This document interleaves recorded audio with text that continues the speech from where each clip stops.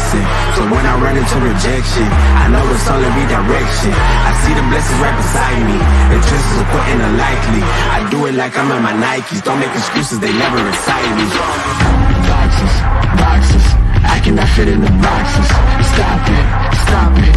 Quitting was never an option. Exhausted, exhausted. This passion is never exhausted. And you cannot stop it.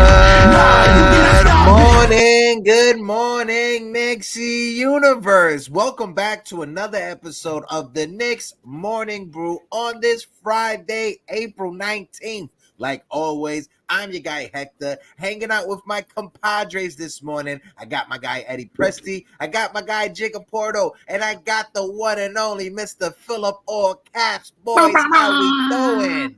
Good morning. What up? What up? What up? What up, Philly? What up, Eddie? What up? Yo.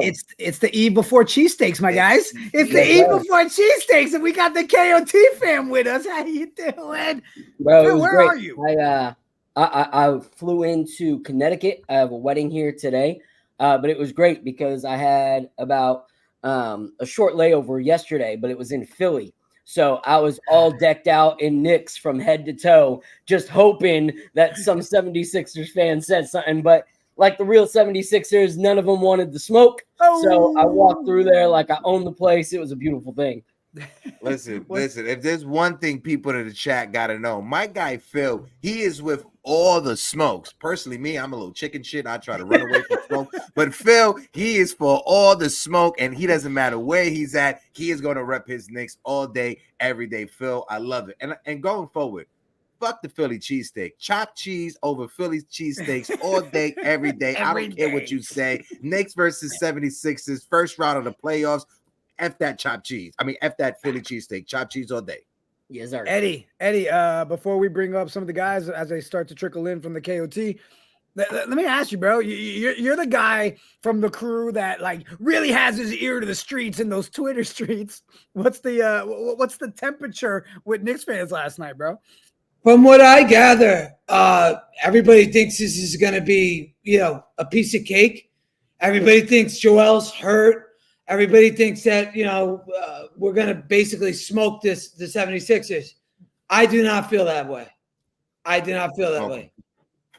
I don't feel that way, but we'll get into that when we have to get into that. But the vibe I get from everybody is Embiid's hurt. Maxi's playing like shit, that they have nobody else. It's Knicks in five or six. That's what everybody's saying. Mm-hmm. So, Heck, you want to do a quick – what I'm going to do is I created some new overlays, right, since we're going to have so many people on here. So I'm going to start trickling those while you do a roll call so then we look professional. Roll call. Okay, ready? Let's do the roll call. Let's do the roll call. Shout out to my guy, Blood of the Panther, the top moderator of all the moderators in the building. Travel Vibes is in the building. Salute, salute, salute. 3 capital S's. My guy, Nathan Ramachandra from the NNR Hour is in the building. Kiona Bryan is in the building. KB, how you doing? Salute to you. My guy Chris N is in the building. Fellas, good morning. I got some ish to say today. Living in Philly country, I've been going back and forth with these fans. Chris, we're going to let you talk to the people. Shout out to everybody that's in the building. We got Lee Escobedo, Ryan G, Jay Ellis from the Nick of Time show. Boys, how we doing? Lee, I am so jealous. I can't do that. Let's go, Lee. Lee's coming in here. Lee's been to raves. He's been to Coachella, Burning Man. He is a man of culture. Shout out to my guy, Lee Escobedo. What's up, family? Good to be here with my 2 favorite groups of homies. Let's go. KOT family, what's going on? Yeah, what's going on, guys? Yeah, what's good, everyone? Good to see you guys again. Can't wait to chop it up with you about Knicks basketball and how we're gonna blade on these 76ers. Let's get it. Let's get sir. it. Hey, Ryan, you sneaking away somewhere at work, aren't you? Every time we've had Yeah. Yeah, pretty much. I'm on the clock too, bro. I'm on. Eddie, just get ready because it's basically going to be a 7-on-1. We're just waiting for Ebony. You know, Ebony always has the flair for you. You know, boom, boom, boom, boom, boom, 7-on-1. Get the Vicks, get the Vaseline ready. Go ahead, Eddie. Knicks versus 76ers. Jay Ellis said it. The battle begins. Let's start the conversation, guys. Let's go around the horn here. How we feeling? And I guess we'll start off with you, Heck, and then throw it around the room, bro. Well, actually, how about this? Since we got the KOT fam here, let's throw it over to Lee Escobedo, then Ryan G, Jay Ellis, and then we go afterwards. So let's throw it over to my guy Lee first. Go ahead, Lee. Knicks and 6. I think this will probably be the toughest coaching challenge that Tibbs will have in the Eastern Conference. I don't see Miami getting out of the first round, or perhaps even making the first round. So if you get Pat's Nurse, who's won a chip in Toronto, I don't see another coaching challenge as qualified as he. This roster on Philly struggles with shot creation. They either shoot a three or they give it to an ISO with Joel Embiid in a post. There's not much diversity in the offense. Tyrese Maxey and Kelly Oubre are the only two other players who are able to get their own shot off a dribble. So I say play Joel Embiid straight up and try to contain the rest of the guys. To me, containing Nick Batum on the three-point line is a key to the series. He didn't score a single point against us in the entire time that in the 4 games that we played Philly. So if we keep that momentum going and shutting him down, I think he is a guy, if he gets hot, it's really dangerous. That's Joel Embiid with him at the 4. It's tough because both those guys can stretch defense, and it allows for having to stay on Batum instead of being able to throw doubles in crunch time against Embiid. And on defense, he's their best perimeter defender with DeAnthony Melton and Robert Covington out with injuries right now. It's Batum. So if you can stream Batum off of Brunson is going to cook and hunt Oubre, Embiid, Kyle Lowry. I mean, all these old bums that can't play defense on 76ers. It's going to be a firestorm for Jalen Brunson. So I got Knicks in 6 just on the sheer strength of Embiid as an MVP caliber player, and on Nick Nurse as a championship coach. So go ahead, Ryan. Yeah. For me, I think it's Knicks. I'm leaning towards 6 or 7 because I do think it's going to be a tough fought series. If you look at the matchups in the regular season, from the first matchup where both teams are pretty much at or near full strength, like both teams look very different from that matchup. And the other 3 matchups, both teams had injuries, so it's hard to really gauge which team is better based on how they match up in the regular season. But when I look at it, with the way Embiid looked against Miami, he does look kind of like shaky. He doesn't look fully healthy, which I think should help the Knicks, especially since they have Mitch and Ihart that should be able to at least contain Embiid to some level. You're not going to really shut him down completely. He's always going to get his points and his rebounds and his assists, but I think they're going to slow him down at least to some extent. I think with the Knicks, it's just a matter of how they handle the others on the Sixers. Like, you know, are you going to allow Maxey to go off, or are you going to slow him down? Oubre and guys like that. So, you know, playoffs is a different animal. So I do think the Sixers are going to give some type of fight. But at the end of the day, I think the Knicks are going to pull it through in 6 or 7. Yeah, I'm going with Knicks in 6 as well. I feel like Embiid is the guy to look at. I feel like I'm looking at that Hartenstein matchup a little bit. Because when we did face Embiid, one of the big reasons why I felt we were able to overtake the 76ers was because of the play of Hartenstein. Of course, for Jalen Brunson, those guys matter as well. But I felt like Hartenstein, staying out of foul trouble because Embiid is a foul merchant. All the dark arts talk about who's hunting fouls. 76ers Joel Embiid is truly a master of the dark arts. So when I definitely look at that. So I feel like the way Hartenstein guarded him the first time, where he's actually able to block shots, a lot of shots, without fouling, is going to be key to us winning. Of course, also Jalen Brunson being able to get his and screen Batum off of him and cook is going to be a key thing for us. And also just the 3-point shooters. We need our shooters to step up and provide spacing. You know, when we didn't have OG Anunoby, we kind of struggled. But I think the addition of OG Anunoby coming here, helping to spread the floor with Dante DiVincenzo is going to allow Jalen Brunson the room he needs to make some moves and cook the 76ers. So I feel like Knicks in 6 for those reasons. And and let's hunt Maxey, man. Let's go duck hunting. Let's hunt Maxey. Get him off him. Get him off him and let him. Like the other underrated thing too is Jalen Brunson's defense. A lot is talked about his offense. Jalen Brunson's been pretty good defensively this season. I was looking at his numbers. Like isolation wise, he's like in the 98th percentile. Now, granted, he's not guarding the league's best players. he's usually guarding the weakest players, but even when he's guarding the weakest players, for the most part, he's been pretty good this season on isolation offense. So I feel like we can hunt their point guard's weakness on defense better than they can hunt ours. So I would definitely to that. Yeah. And shout out to everybody that's in the chat. We got over 150 people in the building rocking with us right now. If you're watching us on Instagram, Facebook, Twitter, whatever it's called, the Elon Musk machine, hit the link in the bio, come on over to YouTube, join the conversation. But for me, when it comes down to it, and I'll throw it over to Phil and then Eddie and Celso after me, I'm in agreement with Lee, with Ryan, and with Jay Ellis, right? I think it's going to be Knicks in 6. I know Eddie got a different opinion than all of us, but me, I look at it like this. When you look at the Philadelphia 76ers, and no disrespect to Joel Embiid because he is a former league MVP, defending league MVP, I should say, but when you compare Joel Embiid to a Jokic, for instance, right? Look at the players that Jokic have played with in his career, and look at all of the Hall of Famers that Joel Embiid has played with in his career. Joel Embiid has failed to bring this team over the hump into that promised land of the NBA Finals. He's played with James Harden. He's played with Jimmy Butler. He's played with some of the greats that have played over the past 10 years, and he still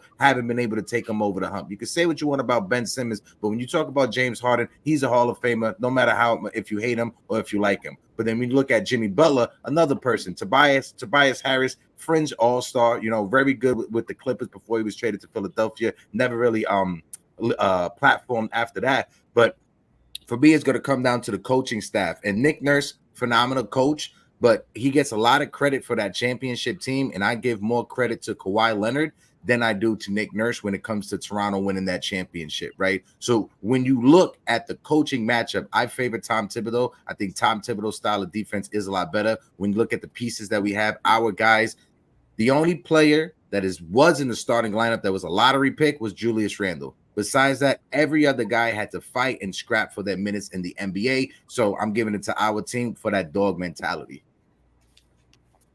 Go ahead, Philly. Yeah.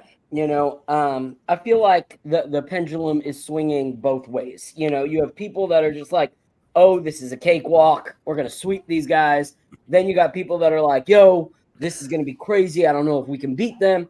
And I think the truth is kind of in the middle. Like, no, it's not going to be a cakewalk, but you have so many people running their mouth. You got the Draymond Greens that are sitting, having an early vacation. He can be chilling, by the pool, watching the NBA playoffs happen. Yet he's running his mouth that the Knicks are the easy team to beat, And so you have the extreme opposites. And for me, I think the 76ers are a team that we can beat. I see it, in 5, maybe 6. For the reasons of what we saw from Joel Embiid in that last game. He looked gassed. Like, yes, he did some things in the fourth quarter, but most of the game, you set a pick on that guy, and his legs were not able to get out onto, the guy that he needed to pick up. So if we have guys that actually set good picks, we need OG, we need Hartenstein, we need Mitch to actually set picks that aren't just mediocre, glaze them and then move, but actually set firm picks for Jalen Brunson and Dante. And I do not think Joel Embiid's going to be able to come out and guard them. Yes, for me, the factor of that team is guys like Kelly Oubre Jr., that if you let them, they can pick up and all of a sudden change the pace of the game. But I think if we stop and slow down Joel Embiid, I think we got this, and here's the thing. I think Nick Nurse is a great coach. But the thing that we used to say about Tom Thibodeau being an old dog, not learning new tricks, Tom Thibodeau has showed us in the last 2 months that he has changed a lot. Like, he has been willing to look at rotations differently and put in players in the last minutes that we never thought that he would do, and trusting people that we never thought that he would trust. I don't think Nick Nurse has shown that amount of growth this season that we've seen from Tom Thibodeau. So I think going into this playoffs, I would trust Thibodeau more than I would trust, Nick Nurse to be able to, stop us. And the last thing I'll say is they are a really, really good team. However, I feel like they are really, really good when it comes to scoring, but defensively, I'm not intimidated by them. So if we play 4 quarters of defense, we can keep up with their scoring. We know that. when it comes to our defense, if we can lock down 4 quarters of defense, I think we walk away with it. And like you guys have said, this is the hardest part for us in the playoffs, in my mind. I think if we beat the 76ers, it's Eastern Conference for sure. I'm not worried about the second round. So let's get through this, but I see the Knicks taking this in 5 or 6. Eddie, I'm going to toss it over to you real quick. Double A with the 199 super chat. He said, close games, but we sweep. Book that shit. $9.99, book it. I got to get my bottle of alcohol before Eddie goes. Go ahead, Eddie, so I can drink away my pain. There's absolutely no chance that the Knicks are going to sweep the 76ers. Yeah. Anybody saying that is doesn't watch basketball. I don't buy it. Okay, first off, we're talking about a 76ers team that's second in the league in free throw percentage. So what's their game plan going to be? Their game plan is going to be to get Embiid and get him to attack the basket, right? They want to get to the line. So if they get to the line, that's how they're going to get a lot of points. For me, this series comes down to defense, okay? I understand Embiid's going to get his points. And if I'm Thibodeau, I'm okay with Embiid getting his points. What the Knicks have to worry about is these other guys, okay? Tobias Harris, Kelly Oubre, like we mentioned, Tyrese Maxey, Batum, and guys like Buddy Hield. The Knicks have to stop the perimeter three-point shooting. They have to. They have to stop these guys. I'm perfectly happy with letting Embiid beat us. That's okay. But when it comes to their secondary players, that's where I worry. And I think the 76ers match up better with the Knicks than people are giving them credit for. The 76ers have a true number 2 in Tyrese Maxey. And not that long ago, he just scored 52 points in a game, okay? And if you look at their nine-game win streak, there's a lot of different players that scored over 30. There's Kelly Oubre. There's Maxey, like I mentioned, that scored the 52. There's Embiid that could get 30 on any given night. Now, I know a lot of us are just pointing out to that last game that Embiid played and saying, well, he looked old. He looked like shit. And I agree with that. But I think, in a 7-game series, I think it's going to be a lot closer than people think. I think this series goes 7 games. And I think it could be a toss-up. I think it could go either which way. I think it's very, very, very close. I agree that Nurse is a championship caliber coach. I don't think their offense is something special, but I don't think those guys have it going because they're like us, where they haven't played a lot of games together. I don't know why the fireworks are going off, but they spin. Look at you. Go ahead. You're on fire, Eddie. Go ahead, Eddie. Again, I'm nervous, but I think if it comes down to this, whoever wins the first game has a 78% chance of winning a series. Out of, I think it's 834 playoff series, the winner of game 1 has gone on to win 78% of the time. So if we get game 1, the Knicks are in very good shape. If we don't, I think we're in trouble. But I think this is a very, very even matchup. And Maxey is a guy to watch. If Maxey goes off, I think we could be in a lot of trouble. But I do understand he's hurt. But I think it comes down to us stopping all those other players at the perimeter. We stop the 3, and we can't let them go to the line either. I think if we do those things, we'll come out. But I think this is a razor thin series. I think if this gets to a game 7, it's a toss up. It could go either way. Shout out Double A with a 499 super chat. He said, "I've watched more basketball than you've taken breaths." Bars. Just leave it there. We're gonna leave that for now. Double A is a very big fan, and he can't get his Knicks goggles off. But okay. Look, I'll say this, guys, and then we can go up to the next topic. But I'm not gonna sit here and say if it's 5 or 6 or 7. I'm just gonna say we're gonna walk away with the W. Okay. And the reason I won't sit here and be the guy that's like, we're gonna sweep is because look at the fight that we've had to do all season long. That's the team that we are. We're gritty. We like to fight. We have to come back. We've got to give them a battle. So why would the playoffs all of a sudden change and we just run through people 4 games back to back and we just, we're champions? No, we're going to battle all the way through. I don't know if anybody noticed, but can we talk a little bit more about the fact that our Knicks are the I almost. They Watch hoodie your ganging language. it. I did. I was about to go off. They hoodie ganging it right now. Like, if anybody's going to sit here and tell me Jalen Brunson isn't about to go to another level, if you guys think Jalen Brunson is already at the ceiling, you're effing nuts. Okay? Because that USA snub, you see it in his face. That hoodie on, you see it in his face. And now seeing OG and the squad, all of them with that same mentality, it's going to be a fight, but we're walking away with this win. Celso, real quick before you go over to the next topic. Villanova. Where's Villanova? Where's that school at? What can you Google Philly, search? we know. And Philly. Okay. All right. What number did Joel Embiid? What number did Joel Embiid take from Jalen Brunson in the Olympics? 11. Thank you, Lee. So it's kind of personal for Jalen Brunson. So and also Eddie, for context, Kelly Oubre, he scored 30 points against the Toronto Raptors. Yeah, I know. I saw. I'm bringing context. And Tyrese Maxey's 52 points were against San Antonio. Go ahead, Celso. Still had it. Good. I'm glad you actually took that pause, bro, because I felt like a lot of F-bombs coming out. So you actually controlled the situation. Thank you. All right. It was like a woosah moment. Hector saw it. He's like, oh shit, he's turning red. Yeah. So Eddie. Guys, I don't care what anybody says, but here's another key piece I want to talk about it. We'll throw it over to Jay Ellis and then we'll go around the horn. But guys, we need 24-hour lockdown OG Anunoby. Regardless what anybody says, you need that 24-hour lockdown for this series. Right, everybody's talking about the Embiid matchups and all that and the extra points, but if we get the lockdown from this guy, Jay Ellis, how are we feeling? I'm feeling great, man. OG Anunoby to me is the missing piece for us. I feel like a lot of times when you're struggling in that little like February, March area, it's because we didn't have OG Anunoby with us. We had Precious Achiuwa who was with us, who kind of does stuff defensively, but I feel like more than the lockdown, it's the two-way monster that he is that really gives us the push that we need. Defensively, we can put him on Maxey and make him have a hard time. We can actually flash him on Embiid and make him have a hard time, especially because Embiid is still coming back from something. But on the flip side, the 76ers, they are going to try to double and smother Jalen Brunson.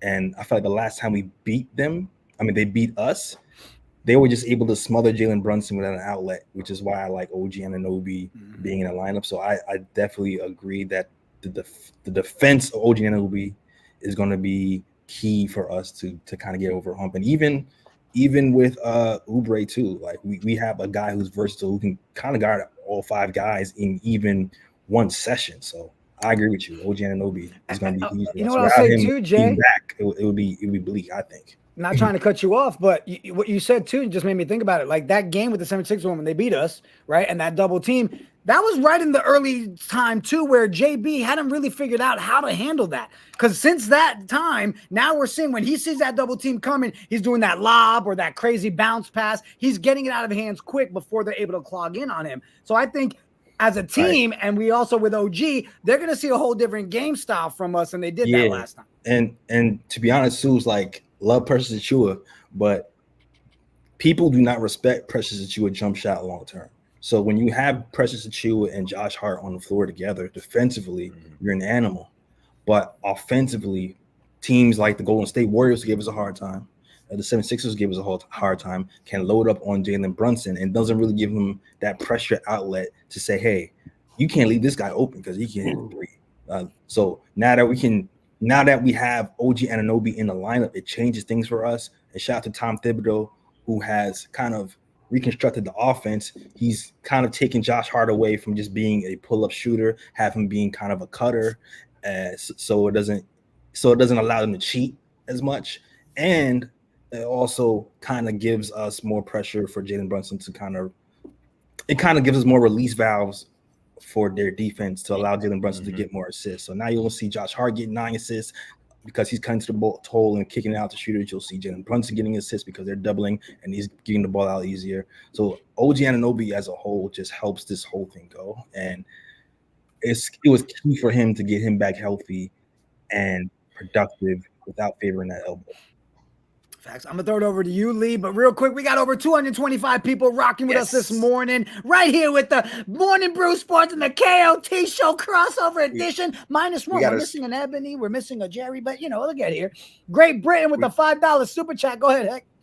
JB and Devo got more banners hanging in Philly's arena than Embiid and Maxey does. The Garden is our home, and Philly is our favorite Airbnb. Knicks and 5, and it's crazy. The cheapest ticket over there in Philly is $130. The cheapest ticket at Madison Square Garden is like 2 times or 3 times that, right? So, Knicks fans, if you guys want to jump on a train and head to Philly, go watch a game and support your team. Go ahead, Lee or Ryan, whoever wants to take it. Go ahead, Lee. Concerning OG Anunoby, I think one of the things that we really missed in that Miami series was Josh Hart had to stay on Jimmy Butler, which was already a size differential. And you didn't really have a lot of other strong defenders on that roster being able to defend everybody else.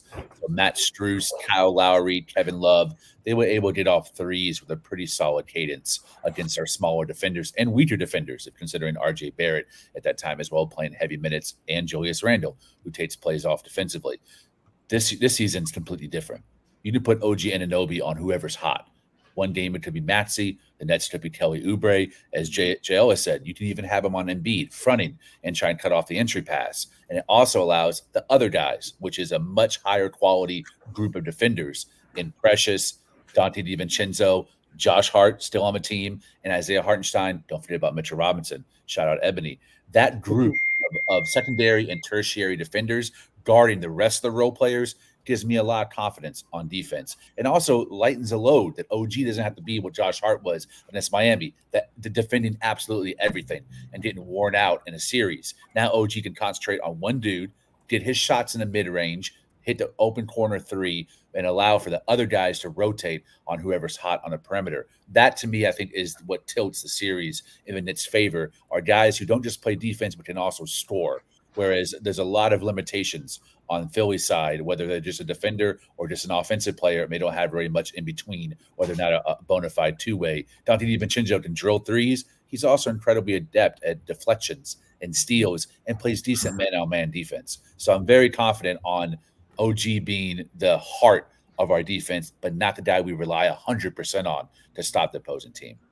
Yeah. Facts. Yeah. Facts. Yes. Where's Ryan at? Go ahead, Ryan. Talk on it, bro. OG. Yeah, man. OG is definitely an X factor on the Knicks. Knicks 20-3 this season when OG plays. And the thing I love about OG is that, to me, he's the equivalent of like a shutdown corner in the NFL. Like when he's on one side of the court, he pretty much shuts down that side of the court because his wingspan allows him to double and get back to his man pretty easily. I said it, bro. He's the Darryl Reeves of the New York Knicks. Yeah, go ahead. Sorry. Exactly, and that's what I love about him, and the fact that he can guard 1 through 5. Like Lee said, you can pretty much put him on anybody that's hot at the moment. You can put him on Maxey, Oubre, Tobias Harris. It doesn't matter. Like, he has a size where he can match up against anybody, 1 through 5. And with OG, it's like, I think as long as he can provide at least a good 15 to 20 points a game, knocking some threes, create off the dribble at times and things of that nature, I think that'll be a major help for the Knicks as well. So I think the way OG plays will definitely be crucial in how far the Knicks go in this series. And if he plays the usual knockdown defense and provides some help on offense, because, Jalen Brunson is the main focal point of the offense, and other guys are definitely going to have to step up to provide some scoring help for the Knicks to get through. But yeah, as long as OG can give at least maybe about 50 points again, plays usual lockdown defense, yeah, that's going to be crucial for the Knicks getting through this series. Yeah, like I was saying earlier, we're having a conversation with OG Anunoby backstage. Shout out to everybody that's in the building. Like Soso said, we got over 250 people rocking with us right now. If you guys can, smack that like button and hit that subscribe button. But when you look at OG Anunoby, OG Anunoby is the perfect Tom Thibodeau player, right? When you look, if Tom Thibodeau had to dream of a player, it's OG Anunoby when it comes to his defensive skills and when it comes to his ability to even score on the offense. If you look at OG, I compare OG to, if you look at the Chicago days with Tom Thibodeau, OG Anunoby is a better version of Luol Deng. He is better defensively, he is longer, and he is better and more gifted offensively than Luol Deng. Since OG Anunoby has been in this lineup, since Tom Thibodeau has gotten his best defender that he's been looking for his entire career, it allowed Tom Thibodeau to start, you know what? Let me switch up the offense. Let me start incorporating this. Let me start incorporating that. Look at how he's using Isaiah Hartenstein on the pick and roll whenever the double team or the triple team comes to Jalen Brunson. So when you have OG Anunoby on your court, a healthy OG Anunoby, I'm gonna ask you guys, in the Eastern Conference, who is a better defender than OG Anunoby? Whose team is in the postseason right now? Who's a better defender? Giannis. You say even with his Achilles or calves? No, fully healthy. Fully healthy. So right now, the Knicks potentially, we have the potential of going into every matchup each round with not only Jalen Brunson, one of the best offensive players in the game, but OG Anunoby, who is arguably the best defender on the court whenever he is out there. Defense wins championships at the end of the day. I love the Lakers growing up. I love that Laker dynasty, but the Detroit Pistons, they've used that defense. They clamped down and they won a championship with defense. So are you saying right now where we're at, we possibly might have the 1 and 2 best people on the court? Holy shit. I'm not saying that, but I'm saying defense. Eddie, go ahead. Here's Eddie. I mean, come on. Oh, Let me go find my Sambuca real quick. Hold on. Let me go get a shot of Sam. Go ahead. Talk on OG, Eddie. I'm not going to talk on OG. Everybody knows that OG's the best defender in the league. Blah, blah, blah. We get all that. I have concerns with the bench. I have concerns with the non-Brunson minutes. That's going to be, I think, something we have to really, really key in on. I think when Brunson's off the court, we all know, everybody in this room knows that we have trouble scoring when Brunson's off the court. So I think that's going to be a big X factor. If we could get McBride and Bogey to somehow get into double digits every night, along with people like iHeart's going to have to give us that floater. Obviously we spoke on OG. Obviously, we need to get Dante to be shooting at an efficient clip. It's going to take a team effort to beat this 76ers team. I'm looking at the 76ers as them. I think that they'll be better than people think.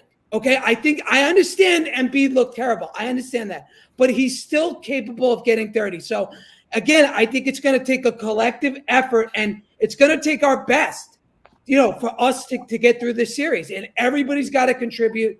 And the bench is really what I worry about, those non-Brunson minutes. I'm also curious to know what you guys think. Do you guys think that Tibbs is going to play Precious a lot of minutes? I'm not really too sure there. Does he trust Precious enough? So I'd like to know what your guys' thoughts are on that. I'll let you start that, Phil, so you can touch on the OG and then answer Eddie's question, because he also leads to a good segue, which I was going to throw to the KOT crew next. But touch on that, Phil, because he brought up Deuce. Yeah. And my question for everybody was, what are playoff Deuce expectations, And then so let's touch on that stuff. But go ahead, Phil. Yeah. So first with the OG thing, I said it on the last episode. To me, OG is the X factor. Like, we all know what Jalen Brunson is. We all know what Jalen Brunson's going to bring. But having an OG that is back in rhythm, able to play defense, able to cut, able to hit the three, that's going to be important. I know, Sherwin was in there like mad when you guys were talking about OG's defense, and he's talking about how Randle's a good one-on-one defender, in those playoffs. No one's knocking Randle as a one-on-one defender, but in the playoffs, you got to have that versatility to be able to switch off your guy, play in the middle, not just one-on-one, because it's not a one-on-one game at the end of it. You're not playing one-on-one. You're playing 5-on-5 at any given time. So OG is definitely a step above, because he's not just playing his guy. His mind is looking at the whole court. Like, him and Devo have a very good, capability of intercepting passes and deflecting passes. And that's important, like trying to make sure that not only is your guy not able to shoot, but that your guy can't get rid of the ball, like that you keep them in this prison. And OG has a capability of doing that. So that does make us a defensively better team.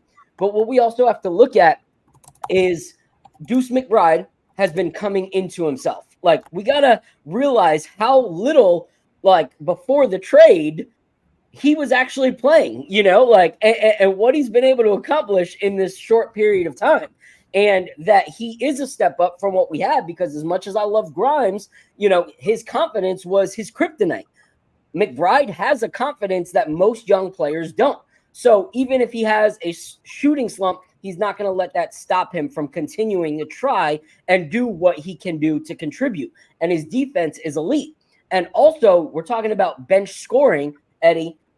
Here's another factor is a lot of our bench scoring numbers were down, but we didn't have an actual center in that second lineup to get us second chance points. Like Mitchell Robinson being back and coming off the bench really, really helps us with the offensive rebounds and being able to get second chance opportunities. He doesn't get many second chance points. No, he gets offensive rebounds. I agree, but he's not rebounds. I'm saying us getting second chance opportunities as a bench unit when he gets those rebounds. We didn't have that. As good as Precious is, the elite offensive rebound capability of Mitchell Robinson is leaps and bounds over anybody else. And so him coming off the bench and having the opportunity to get Deuce an extra shot or get Bogey an extra shot, that's going to be crucial in those minutes. So you also look at the fact that Bogey has started to come into himself a lot more over these last 2 weeks, putting the ball on the ground, not just shooting, and that's it. He's been taking his, players to the hoop.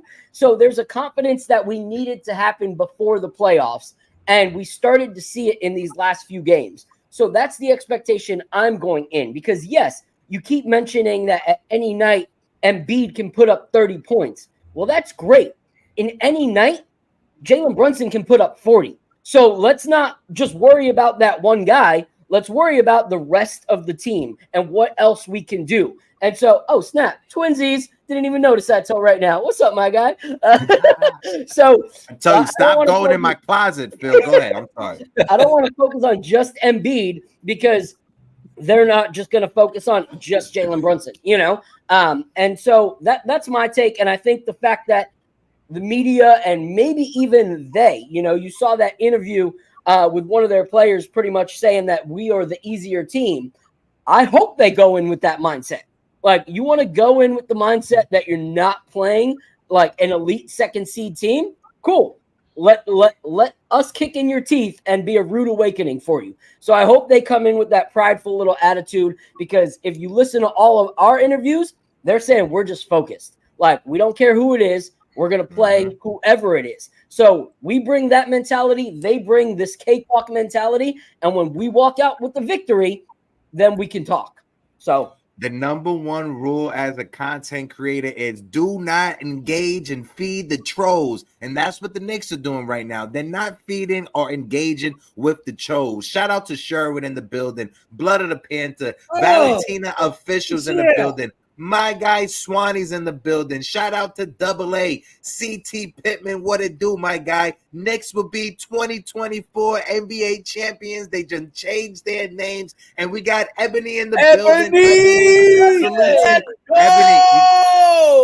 Ebony, you got to help us. We're about to stone Eddie Presti. I can't believe how Mitch is already on the trading block. I can't believe it. Oh, my God. Oh, God. Eddie, $14 million for next year. Number one rule: don't engage in trolls. That's what thank you. Thank you. Hi, Eddie. Thank you, Jay. Real quick, Hector, you said, catching a train and going out. There are some people on Knicks Twitter that are actually going to be doing things such as party buses to go out into the city, to go out to Philly and have a bunch of Knicks roll out. So if you guys are interested, hop on Knicks Twitter. I know like Deej and Tony and, Chef Jonathan, they're all doing party buses for, I believe it's game 2. So if you guys are interested in rolling out to Philly in a big old Knicks squad and just like taking over a section of Philly, like hop on that. That's going to be a good time. Eddie is getting the Winnebago, and he's starting in Brighton Beach, and he's picking Knicks fans up all the way to Philadelphia. So if you want to ride to Philly, Eddie's going to have the Winnebago. I'm going to get a Winnebago and pick up Walter White, cook some meth, and go up to Okay. Anywho, so what is happening? We're gonna throw it over to Ebony since she just got here. Ebony, welcome. Help us with the sanity that we're dealing with right now. We're talking about Deuce McBride, and the question to you is, what are your expectations when it comes to playoff Deuce? I think Deuce. I love Deuce. You know me, that the other side of the basketball. Sorry, my laptop is messed up. I had to stream from my phone, but I think his defensive impact gives us a lot. It helps us with versatility. Like he's basically OG on the perimeter. So whoever's hot, you could just put him on there, and he helps the spacing next to Brunson. You know, you could play him kind of like how we play quickly, but better because he's shooting more consistent. I think Deuce gonna get a lot of apology forms for some folks who didn't even think he was gonna be in the rotation.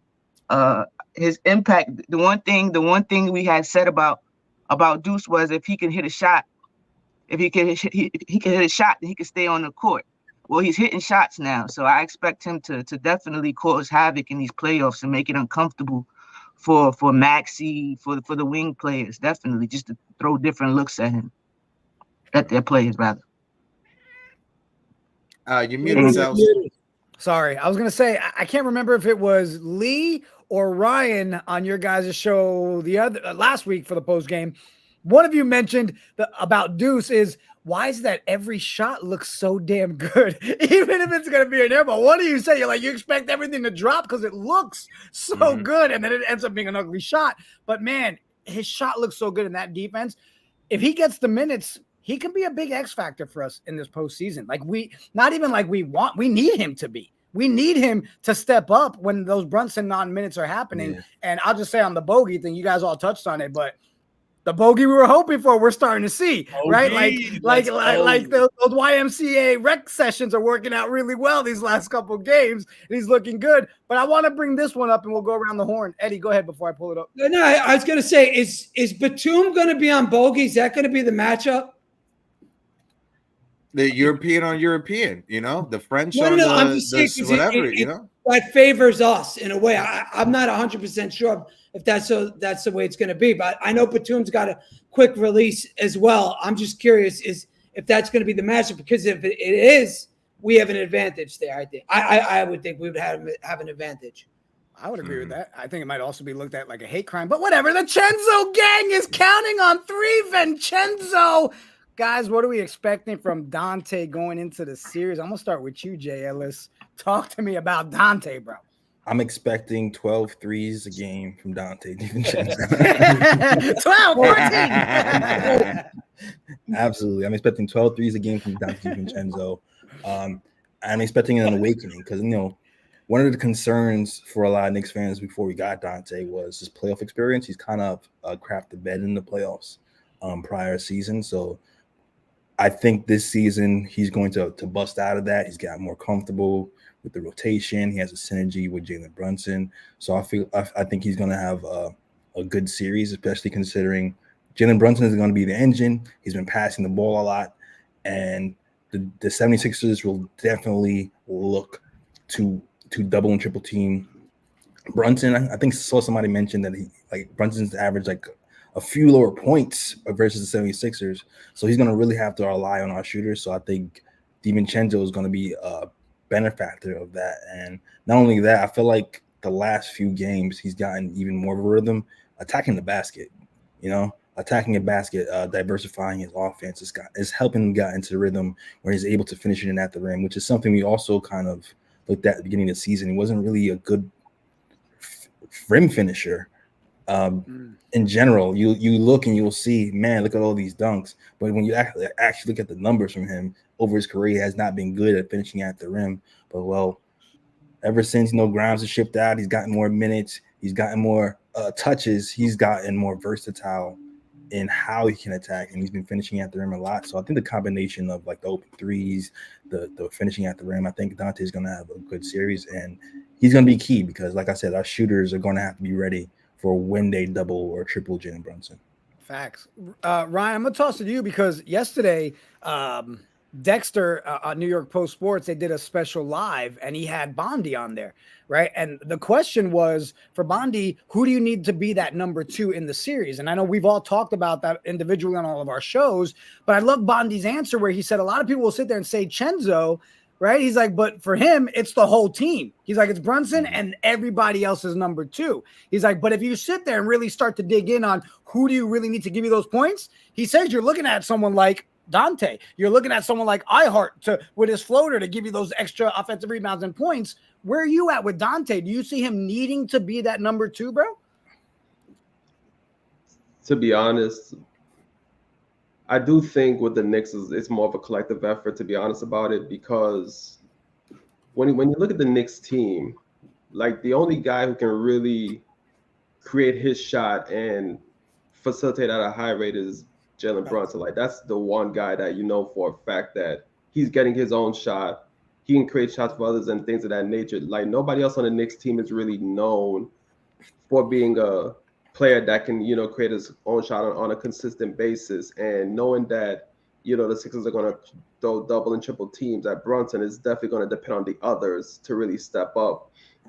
Whether it's Dante, whether it's OG, whether it's iHeart with the floaters in the middle, whether it's McBride off the bench, like it's going to definitely be a collective effort from the other guys to get the Knicks over the hump. Because you have to remember, I think even though Brunson's had a great season, I think the Sixers have probably done the best job on Brunson when it comes to defending Brunson, because I think Brunson's only averaging like 22 points on like, I think 40% shooting against the Sixers in the 4 games. So although the Knicks took 3 of 4 from the Sixers this season, it's mainly because the others stepped up and scored. When they doubled Brunson, whatever the case may be, Brian Brunson gets that ball out. It's gonna be up to Dante knocking in those threes, driving to the basket, trying to create something. It's gonna be up to OG, knocking in threes as well, trying to create something off the dribble as well. It's gonna be up to McBride knocking in threes and things of that nature. So I don't really think there's a quote unquote like second best player on the Knicks. It's more so a collective effort, and I think if there's a collective effort from the other guys, Knicks gonna win this series. Nice. I'm gonna toss it over to Lee, and then we'll go. I feel like Tibbs right now. I was like, oh shit, I'm losing who didn't get minutes, who needs to be in the rotation. So Lee, you're up. Yeah, when you come back to us, you could just go straight to Phil. I'll go after Phil. Okay. This time around. Thanks. Assistant coach right there. I don't know if Dante DiVincenzo is going to be the second option, but I think he will be the second lead scorer just by proxy. And JL has hit the nail on the head. Him showing off his entire repertoire, I think is going to be very important in this series specifically, because with Joel Embiid hobbled, you're probably going to see him in a lot of drop coverage to save his legs and to not make him exert to try to guard the perimeter, which is going to open up the mid-range. And that's where it's going to allow for a guy like Dante DiVincenzo to show off the full repertoire of his offense. And if he can start getting going with the mid-range and attacking the basket, that, again, is kind of one of those tilting elements that can push the series in our way and maybe even cut it to 5. Because if you have a fully unlocked 3-level scorer in Dante DiVincenzo, that takes a lot of pressure off of Jalen Brunson and a lot of pressure off of OG Anunoby to have to exert himself on offense as well, who I think might be the primary second option in reality for this team because of his ability to score in the mid-range too. So, yeah, Joel Embiid's injury is going to open up a lot of things for us. I think it'll allow us to add new wrinkles offensively for guys who are really known for one thing, like Devo on the perimeter, but you're also talking about one of the greatest high-volume shooters in the NBA in DiVincenzo. The key for me is, can Bodie, my main man Bogdanovic, can Bodega 44 get hot from the perimeter too? If you have him and Devo both unstoppable from 3, the series could be over quicker in 6. But Lee, how often have we got that out of Bogey? I mean, I don't think it's a guarantee. Definitely. For sure, not guaranteed. And I'd also say it's not necessarily looking like it could be that way. What I point to and what I've been pointing to on my KOT show is his history in the playoffs. He routinely plays better in the postseason than he does in the regular season. He's built for the postseason. He has a solid record with Indiana, Utah, and playing in the playoffs. And I think he will translate that because he's never came off the bench before. So he's starting to get more comfortable with the limited minutes and playing against secondary players. Once he gets more comfortable in the postseason, in a 7-game series where things are more expected and have more routine with his role, I think you'll see him break out 1 or 2 games. And you're seeing that though, right? These last couple of games with him getting better, right? So Not only that, it also the atmosphere changed. Those last couple of games were playoff atmosphere. It was you need these to get that seed. You need this to hold that higher spot. So maybe that did activate Bogey a little bit, and that's why we're seeing him find himself. Go ahead, Eddie. No, I was going to say, do you think because, the playoffs things slowed down, that's almost a Bogey's advantage a little bit, because maybe, the slower pace of play in the playoffs, that actually might help him a little bit. I don't know. I think it might. I wonder what you think about that. I think he just has ice in his veins. He's a dude who's not scared of the moment. His age has a lot to do with that. His European experience and playoff experience has a lot to do with that. He's a guy where he wants the ball in those clutch minutes. And in Utah, he was one of the primary top 3 scorers. So I think in the bench, he can be the primary scorer off the bench. When we consider Mitchell, Precious, and McBride, he can be the guys to depend on in 15, 18-minute stretches per game to come in and give you 10 or 12. And if he's doing that, then my worst Tate becomes one of my best Tates, because I was advocating for him early in the season. Me and JL has gotten some heated debates about whether we should go after Bum Donovich. And right now, Bum is looking like Bodie. Let's go.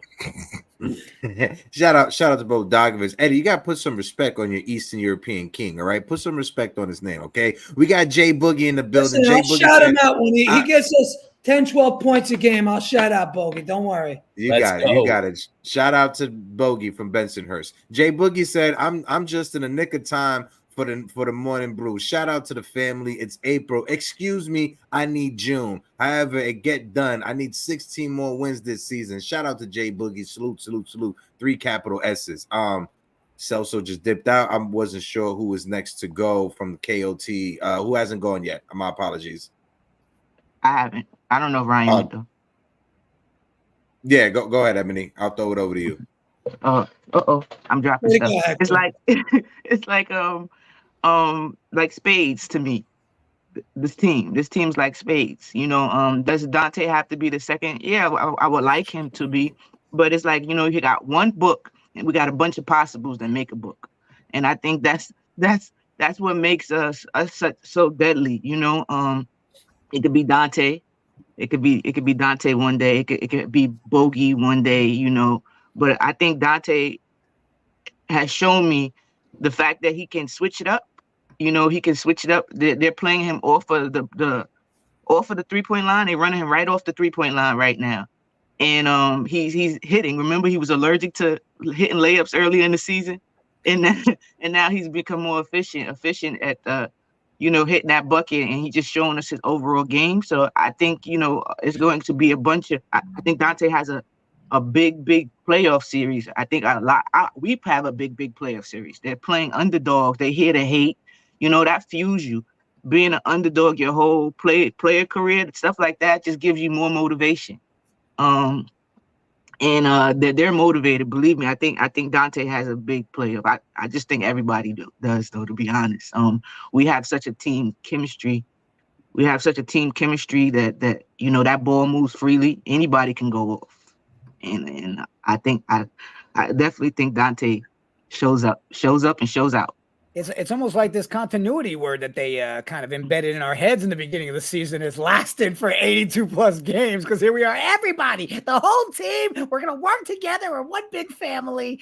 Phil, I'm going to let you. I know you've been sitting there patiently, bro. I've seen a couple of Phil, the head nod and the eyebrow that goes up. He does that only when Eddie talks. Go ahead, Phil. Yeah, that's when he only does that. Yes, we got a muted Phil. Yes, Phil's muted. Yes. Ladies and gentlemen, So I'm not the only one, Phil. It's okay. I do that all the time. It happens. I was getting some stuff done behind the scenes, and whatever. Anyway, no, the head nods were, in mostly agreement. I do feel like there is someone that has to be consistent. Like, they don't have to be consistent to the point of 20 plus points a night. But we can't have, a player outside of Brunson who is not giving us at least a consistent 10 to 15 a night. Give me someone that's giving us 15 every single night, and then everybody else come around him, But there's certain games where we can't have Dante go for 30 one night and then 8 the next, we just can't have that. We need somebody, whether it's Dante, OG, McBride, someone that we can count on, you know, to come in every single night and make it a little bit easier for Brunson. Because we all know that that's going to be their MO, is stop Brunson. You know, that's going to be their whole thing. Whether they give Knicks credit or not, they will say, even if they throw shade at him, you know, he's having an incredible out of, you know, the normal for him kind of season, you know, so they throw a little shade in there as well. Like, this is just, you know, the season. But they know that he's been incredible. So they're going to guard him, you know, so we need somebody to come in and kind of contribute nightly. When it comes to Bogey, I said it, you know, like, when the Burks trade happened and it was at first just Burks, I thought the front office lost their mind and I wanted to like quit being a Knicks fan. But then when Bogey was announced, I was like, all right, this makes sense, you know? And he had some rough games, but I think it took some time for him to find his element, because everywhere he's gone, he's had his role. You know, we've talked about it before. The Knicks don't necessarily run plays for players, you know, like a lot of other teams do. It's kind of just find your rhythm and go. And so that's different from him. That's coming from teams that have a specific role for him. And I think now he's starting to come into that, and it's the perfect time in the playoffs. Like the confidence that he's having, going off the dribble. Same thing with Dante. They're not just shooting threes. They're making people play them in every part of the court. And I think that's going to be our upper hand, is that these guys are coming into themselves at the right time for us. So I do think it's going to be like a full-on team effort. And I also think it's going to come down to, you know, the coach making the right decisions, because these are going to be clutch, close games. I don't think it's going to be a breeze. You know, I think this team's going to fight to prove that they would have been where we're at if they didn't have Embiid injured. And I think that they're going to try to prove something. So I think that it's going to come down to crunch time minutes and the decisions that Tibbs makes. 4 months ago, I would have been like, we're screwed. If it's coming down to Tibbs, last 2 months, I'm like, oh, Tibbs got this, you know? So I've had a perspective shift from the things that I've seen him being willing to do. And I'm excited for it. I'm excited to see what happens with this team. But at the end of the day, you know, what we have to do is make it easier for Jaylen. That's what we need to do. Like, if we rely on him solely, especially with the guys that they do have some length. Even their smaller guys are bigger than most our guys, you know? So we got to make sure that we make it easier on Jaylen, and then I think we could do well. And this is kind of cool, because I feel like looking at the screen right now, it looks like the Brady Bunch, and I love it. Like, it's all blue and orange, Brady Bunch. It's great. Heck, I'm real quick. Look, they go to sniper game. Sniper game. I like the Pikachu on the back of that Jeep. That was the most Josh important. Heck, Yeah, that's what I'm gonna let you eye. give your take, but Lee, the best part is sitting there watching. Every time you and I are able to get this to work, and you see Hector just sitting there. I'm just so frustrated. So frustrated. So Leave anytime you want guy- to piss him off when he's in the middle of talking, Lee, just go like that. Okay, Just let it Hector, happen. okay. Yeah, no, it's fine. I don't got the upgrade like you, Lee, and Celso do, right? But no, when I give my take, Hector hey, feels Negan, like this shout right out now. to Negan.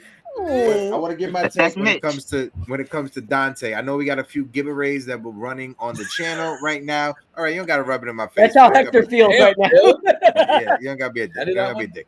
So, It's having on. a Everybody few- do it. they way to throw me off. So having a few giveaways on the channel. We got a signed Dante DiVincenzo 5x5 that Yo. we'll be giving away. We got I a want signed jersey from Dante DiVincenzo that is Hey, yo. authenticated as well. So what we're going to do is we're going to have the duck race this Monday so we can have everybody's name inserted into it. So Monday, when you guys show up after game 1, right before game 2, we're going to talk about it. We're going to do the duck race. And talking about game 2, shout out to the Knicks Omni fans. The ladies, they're putting together a watch party for game 2. Be Let's on the go. lookout. Check your social media. They'll be dropping the flyer later on today. And as well, shout out to our friends, all the different Knicks content creators. They got a lot of things going. It's Knicks playoff season. I just wanted to throw that out there. But Real quick before we go, Hector, because I got like 25 minutes left. We are doing something else, which is a giveaway from Jack Abraham's Accessories. They create these really, really dope backpacks, and they have a blue and orange Knicks line that they did. and they're really, really, really dope. I'm going to show a video real quick. It's like a minute long, and I'm going to post the link on how you can enter, because next Friday on the show, we will choose, the winner of that based off of another duck race.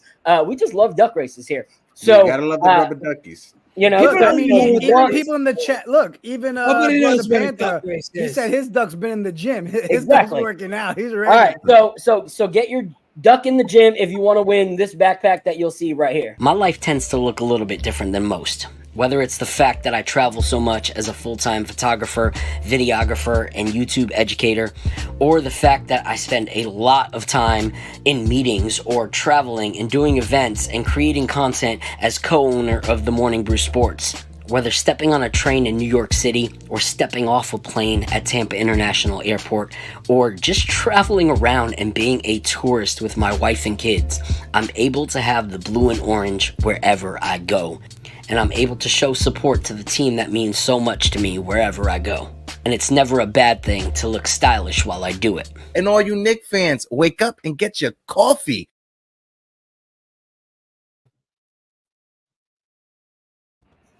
So I posted in the link how you can enter to win that backpack right there.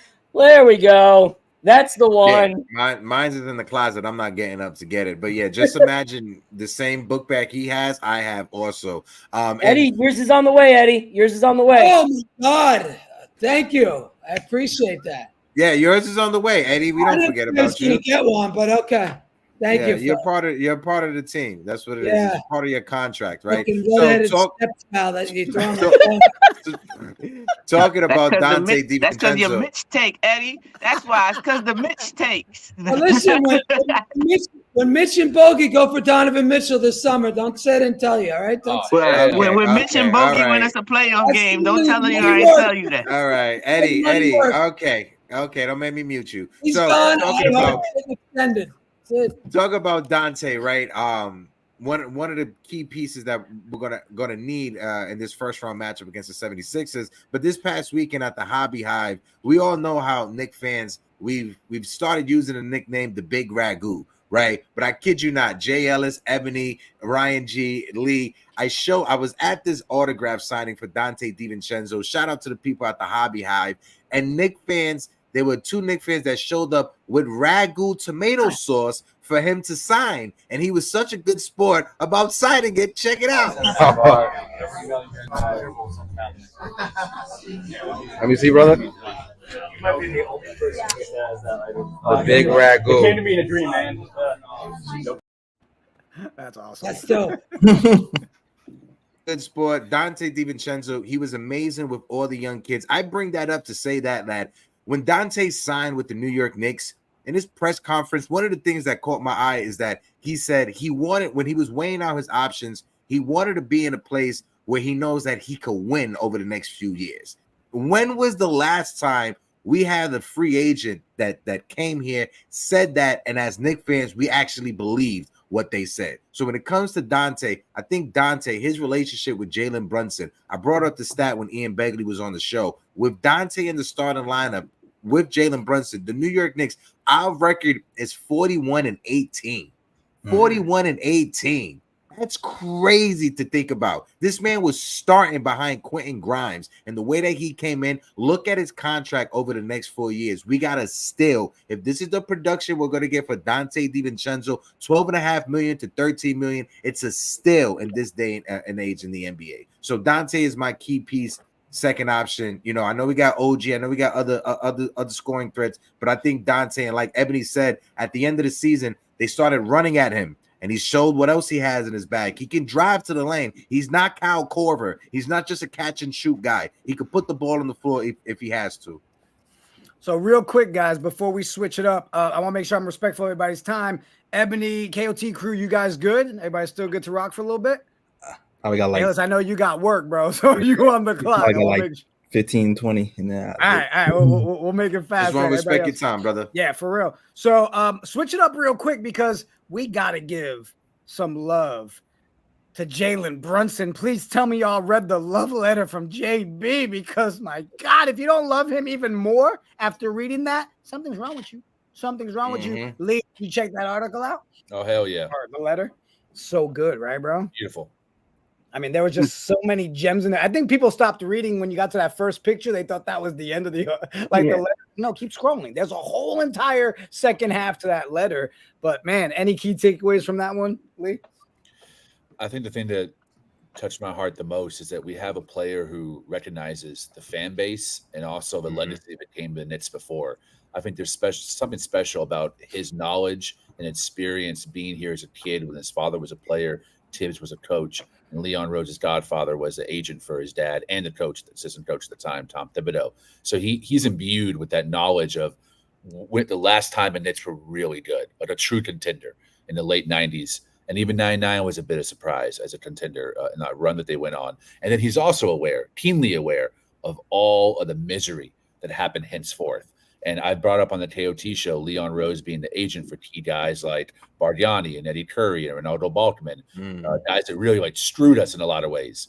Their signings or trades, Leon was a part of that. So Jaylen is uniquely understood of where Knicks fans have been. And I think he's really appreciative in that letter, speaking to us directly, saying, hey, I know the trials y'all have been through, and we appreciate you, specifically appreciate the Knicks fans, because without y'all, this team wouldn't have how galvanized they are as a unit. It's less than individual names or like a star player with a bunch of old vets. This is a team of guys that actually love each other, love playing for New York. And we haven't had a team like that since a 9-9 finals run team with LJ Spree in Houston. So I think that's a really beautiful part of it, was that Brunson was specifically writing to the fans, opposed to like his haters or his ops or his coaches or his family. He was writing to us, everyone here on this panel and beyond, saying thank you for rooting for us, and we'd have something special coming this playoff time. Yeah, and I love that you pointed out that one part. The same part that I loved, bro, is where he wrote, I learned back then about how that kind of preparation feeds your mindset and how self-doubt is just a natural part of life. And he was talking in reference to watching Tibbs as a coach in Chicago and like seeing how he runs a team, like just hearing all that. And again, that's another guy now throwing flowers to their coach, right? Shutting down the Tibbs narratives and stuff. Eddie, what'd you think of the Brunson letter? I mean, it was nice and everything like that, but my takeaway on it was like, he really likes Tibbs. Like, yo, this is like, he really gave a lot of props to Tibbs. So my takeaway is that Tibbs is going to be here a long time. As long as Brunson's here, to me, it seemed like Brunson wants to play for Tibbs. That's what I took out of it. Obviously, it's nice to see after all the bullshit we've been through for 20 plus years, all these fucking losers that have come in and out of here. Finally, we have a guy that's a winner that came here on a steal of a deal. He wants to be here, and it's nice to see. And another thing I took away is maybe this is a new way to build the team. The way we were trying to build the team was bring these stars. Maybe it's bringing people that actually are cohesive. I like that, because even Rock said in the chat, he said Leon Rose and Nova Knicks are single-handedly recreating the way to build a contender. Moneyball 2.0. He's got a point, and maybe the final piece is Mikal Bridges. Maybe that's the way to do this. Maybe it's not the star route. If you look at Denver. If you look at Denver, teams now win. Not so much the super team anymore. The super team model is kind of dead. We'll see. They still got the Clippers and Phoenix are still and Milwaukee are still alive. But once they get kicked out, the super team era might be dead after the season. Ryan, how'd you feel about it, bro? Oh, sorry, Heck. Go ahead. No, I was just about to ask Ryan or Jay Ellis if how they felt about it. Go ahead, Ryan.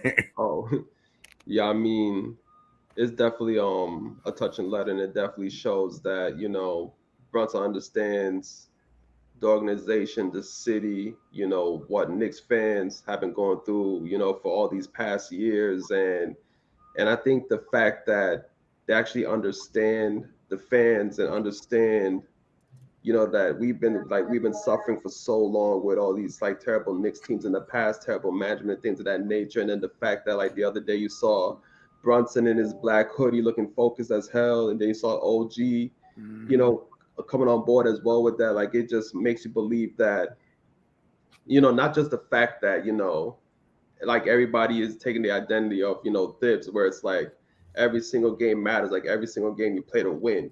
You know, there's no such thing as ducking smoke or anything of that nature. Like whoever's in front of you, you go out to beat that team. And I think the fact that they're all taking in that mentality, combined with the fact that they know that fans have wanted a team that could win and compete for so long.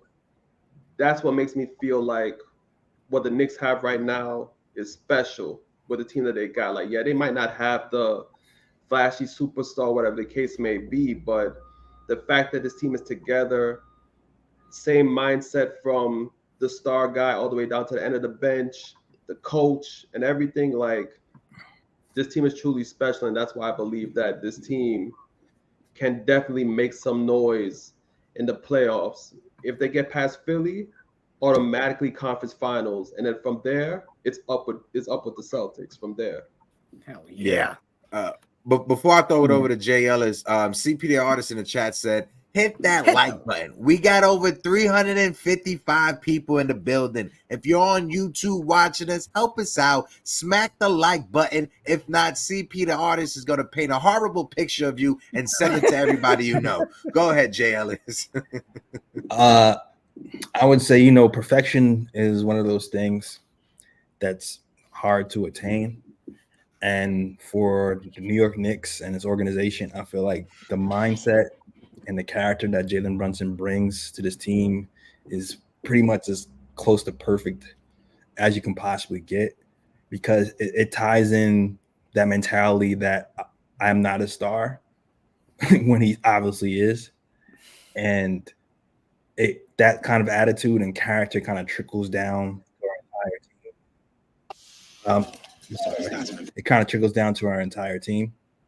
And I feel like it had a huge part of why even Randle came into the season smiling and settled down. Because when you have a guy who can average 30, but also be humble, involve his teammates, grow as a player, and still give his all on the defensive end, even though, he's not a guy who's physically gifted to impact defense on like a super high level, but he still gives his all.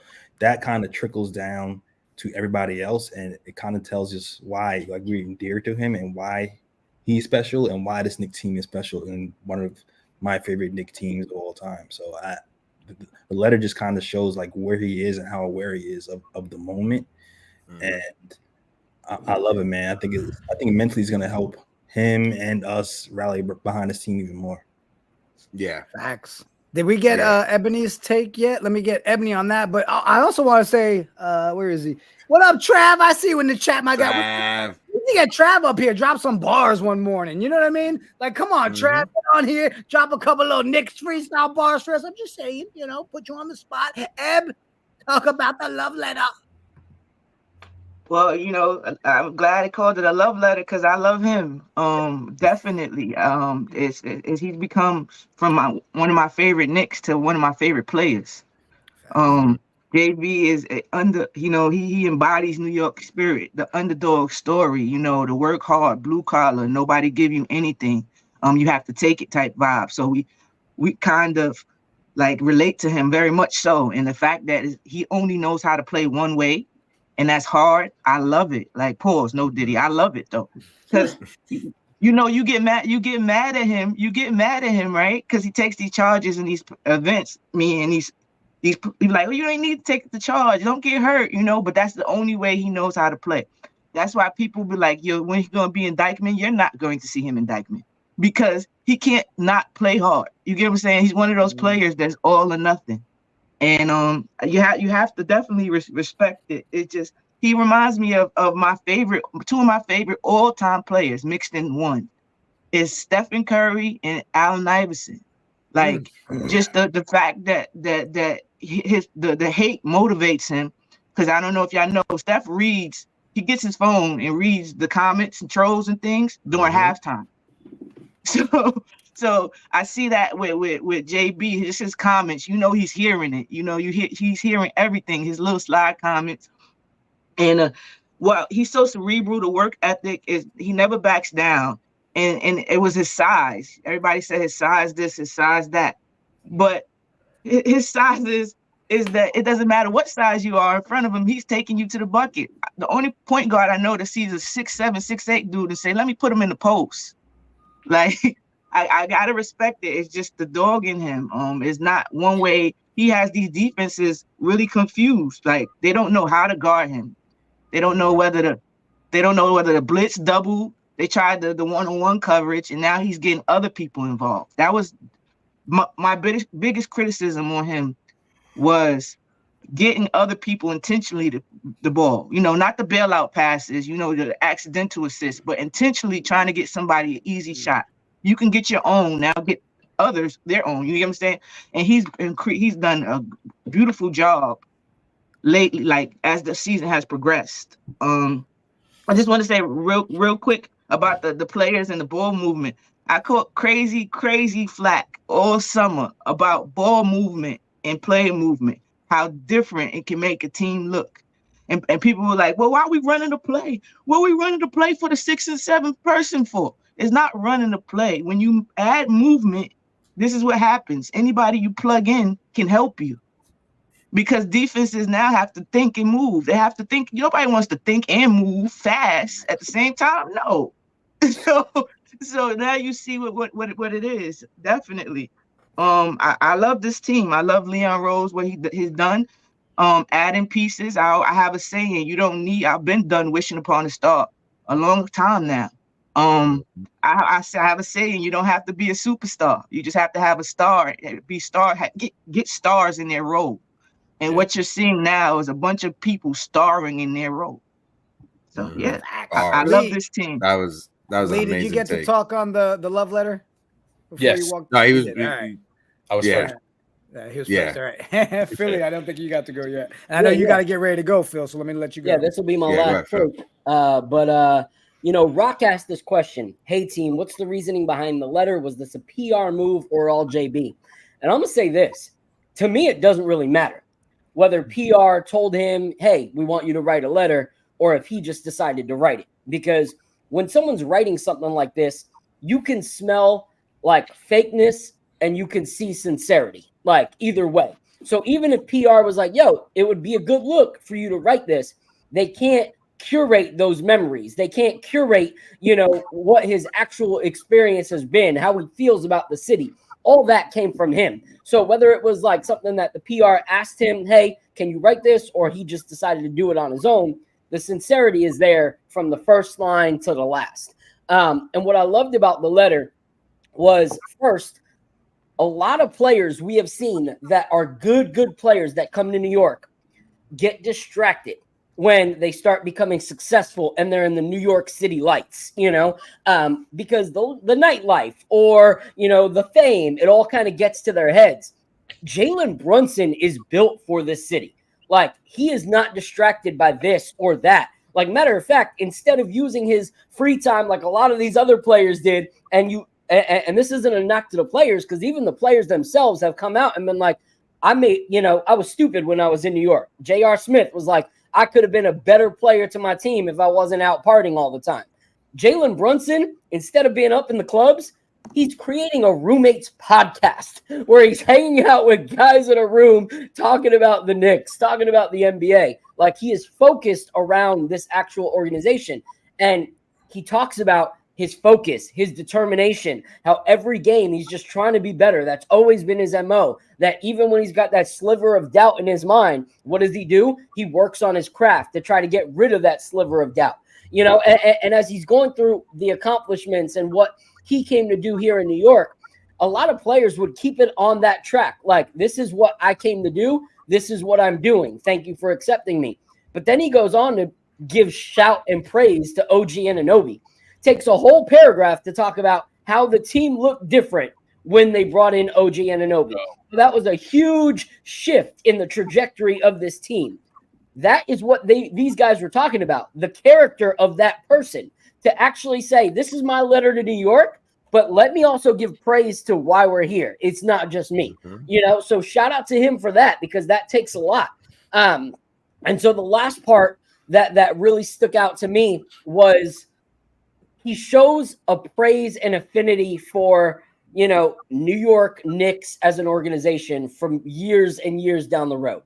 And that's why you have interviews like that most recent Carmelo podcast, where they ask him, like, hey, if you could play on any team, like that is a 2024 organization, if you could have had that squad when you were in your elite moments, who would that squad be? And Melo's thinking, and he goes, if I'm going to be honest, it would be New York. He's like, if I, in prime Melo days, could have been on this New York Knicks organization where you have the point guard that I always like wished and dreamed that I would have had, like that would be the team that I would play on. When you have a power forward that can actually dominate his position, that's the team I would have want to play on. And then he goes to joke. He said, me and Tibbs, Prime Melo and Tibbs would have had some things to talk about in a sit-down conversation. He's like, but we would have come to an agreement, you know? So, like, that's the kind of culture that is there. And we talked about it with Ian Begley. And I was like, you know, there was a time where Jalen Brunson was asked last year if there was Knicks culture. And he was like, I think there is. Now we could say there is Knicks culture. This season has developed Knicks culture, and he was a big part of it. And everyone was giving him shade about like, oh, you just want to get your friends here. You don't really care about competing. Guess what? He did both. So that song, like, you know, whatever Lola wants, Lola gets. My new version is whatever Jalen wants, Jalen gets. Let's go. Somebody here. Hey, let's piss off Hector. Both of us right here next to him. A little bit of rock on for Jalen Brunson himself. But that's my thoughts on the letter. I love what he's been able to bring. Buy a take. I call him the Great captain. take, I don't know if y'all see him. There you go, right there. The captain. Jalen Brunson. Great take, Phil. Phil, do you need to go now, Philly? I know you got I to am get heading out. out. I appreciate you guys so much. Appreciate everyone in the chat. I'm off to shoot a wedding, but looking forward to getting that first W tomorrow. Thank you guys so much. Talk to you guys soon. Love you, bro. Yes. Jay Ellis, let's let you get out of here too, bro. So you don't. You got to get back to work. Yeah, absolutely. I appreciate you guys having us on, man. It's always a good time when we link up. Of course, family, bro. Appreciate you, Jay Ellis. Jay, we got to go watch some games, bro. We got to go watch some games, bro. Let me know where you're gonna be at. Absolutely, yeah. I appreciate you guys. Maybe Jay. I'm gonna try to fix the camera stuff. Go ahead and take a point, Heck. So yeah, I'll give my take when it comes to Jalen Brunson. First off, I was saving this for Phil, but hopefully Phil's still listening. Shout out to Dexter Henry because he put it out on Twitter earlier today. But today is the 30th anniversary of the greatest hip hop album of all time, and that's Nas's Illmatic. And one of the songs that I grew up listening to from my older sisters that would play that album New constantly York State of Mind. The world. There you go. Is the world is yours. Jalen Brunson has to understand. Being the point guard of the New York Knicks, you have an opportunity to have the world in your hands if you're able to bring us the Larry O'Brien trophy. If Jalen Brunson wins with the New York Knicks, he will go down as one of the greatest players to ever play this game. You can hate him. You can say I'm a Knicks homer, whatever. Results, winning a championship, it helps create your legacy. And I said it last year when Bill Peter was on the show for the first time. Jalen Brunson, he carries himself with the same swagger and demeanor like Derek Jeter carried himself. Eddie, don't hate on me for saying this, but the way that Derek Jeter was with the media, the way that Derek Jeter was with the fans, the way that Derek Jeter led by example on the field, it's the same way that Jalen Brunson leads by example on the court. The way he talks with the media, the way he interacts with the fan. Jalen Brunson is the definition of a blue-collar worker from New York City. And his relationship to Tom Thibodeau, it goes back years. Eddie was talking about it for a little bit. It goes back years. Him, his father, and Tom Thibodeau. Hold on. Sorry to cut you off, bro. Sorry. Ryan, you're gonna be late for that meeting, bro. Get out of here. I thought it was free because it's one of those meetings where it's like it's not every day at that time, but it's sometimes. And then they just reminded me, like 5 minutes ago, like, yo, we're gonna meet up at 12:30. He messaged me, like, oh shit, I got a meeting now at 12:30. All good. Love you, Ryan. Thanks for having me on. I appreciate the talk.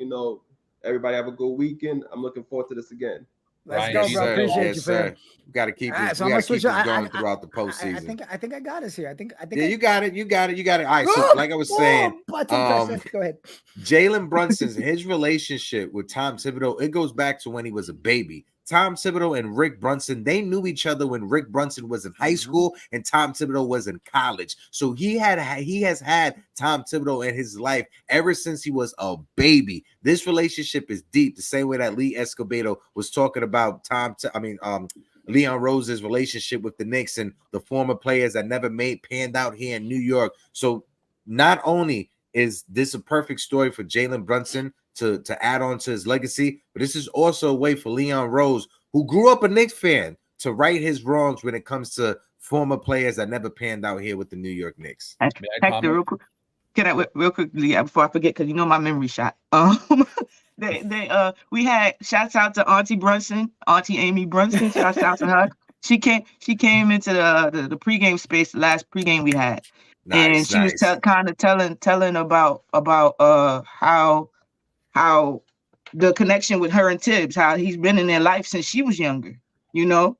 So it's crazy that you say that. It's family. They're playing for family. And that's an underrated factor that people don't take into account because I remember when the teams that I played on some teams that I didn't like people, and I played on some teams where, like, the godmother of my kids type vibe. So there when you play with those teams, you're not trying to play just for yourself. You're playing for everybody. You're trying to get the best available shot, not the best available shot for yourself, but for your brothers or sisters. You get what I'm saying? So that's truly an underrated part of our team. I know they make fun of the Nova boys and things like that, but I think that really helps fuel this team. Yeah, I agree with you. I mean, I've said it before, like, best example I give for it is my favorite time in high school was the season that we only won one game.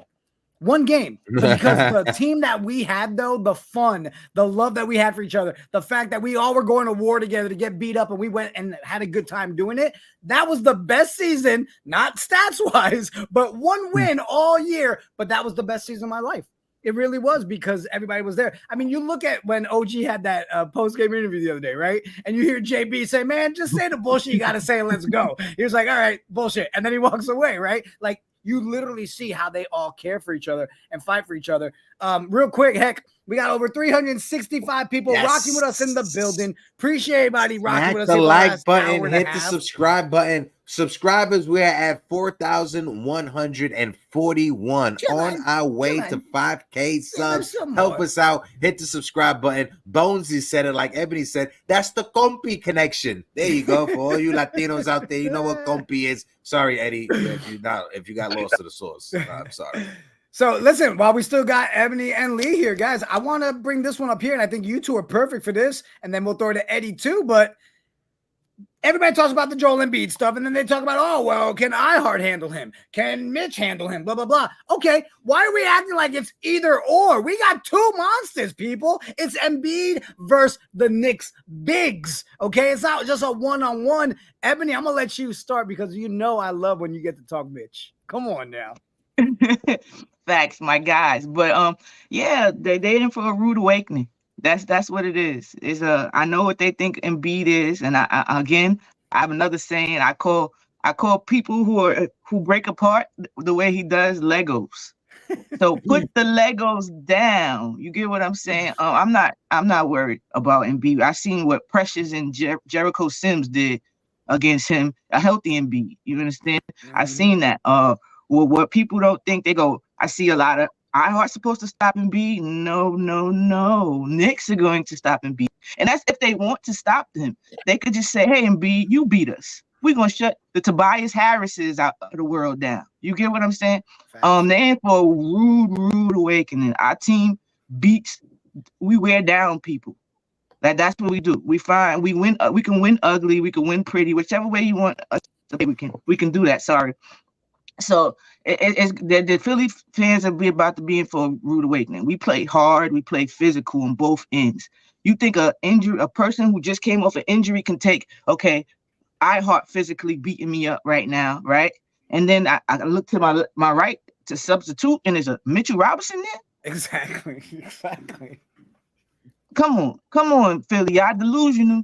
That's kind of delusional. And again, the game plan might just be let Joel Embiid be Joel Embiid. One person is not beating our 15. That's not happening. So I would take that. Let Joel Embiid go for 40. Just don't let Tobias and them join it. I want to feel like Jimmy Butler. You picked Tobias over me. I want to feel like Jimmy Butler at the end of the series. You get what I'm saying? Letting them know, like, yeah, not in the same class. And then you put in Precious, and then you picking Achua. We're going to help with Joel Embiid sometimes. We're going to do different looks. He might get single coverage. He might get blitzed. But they're not going to, they're going to change it up. And that's what I love about this team is that we can throw so many different looks at so many different positions. What I love, Eb, is this is a moment that you get to really, you as a fan, someone that's been such a Mitch supporter and like loud about it, not quiet or silent, and have stood on business when it comes to Mitch.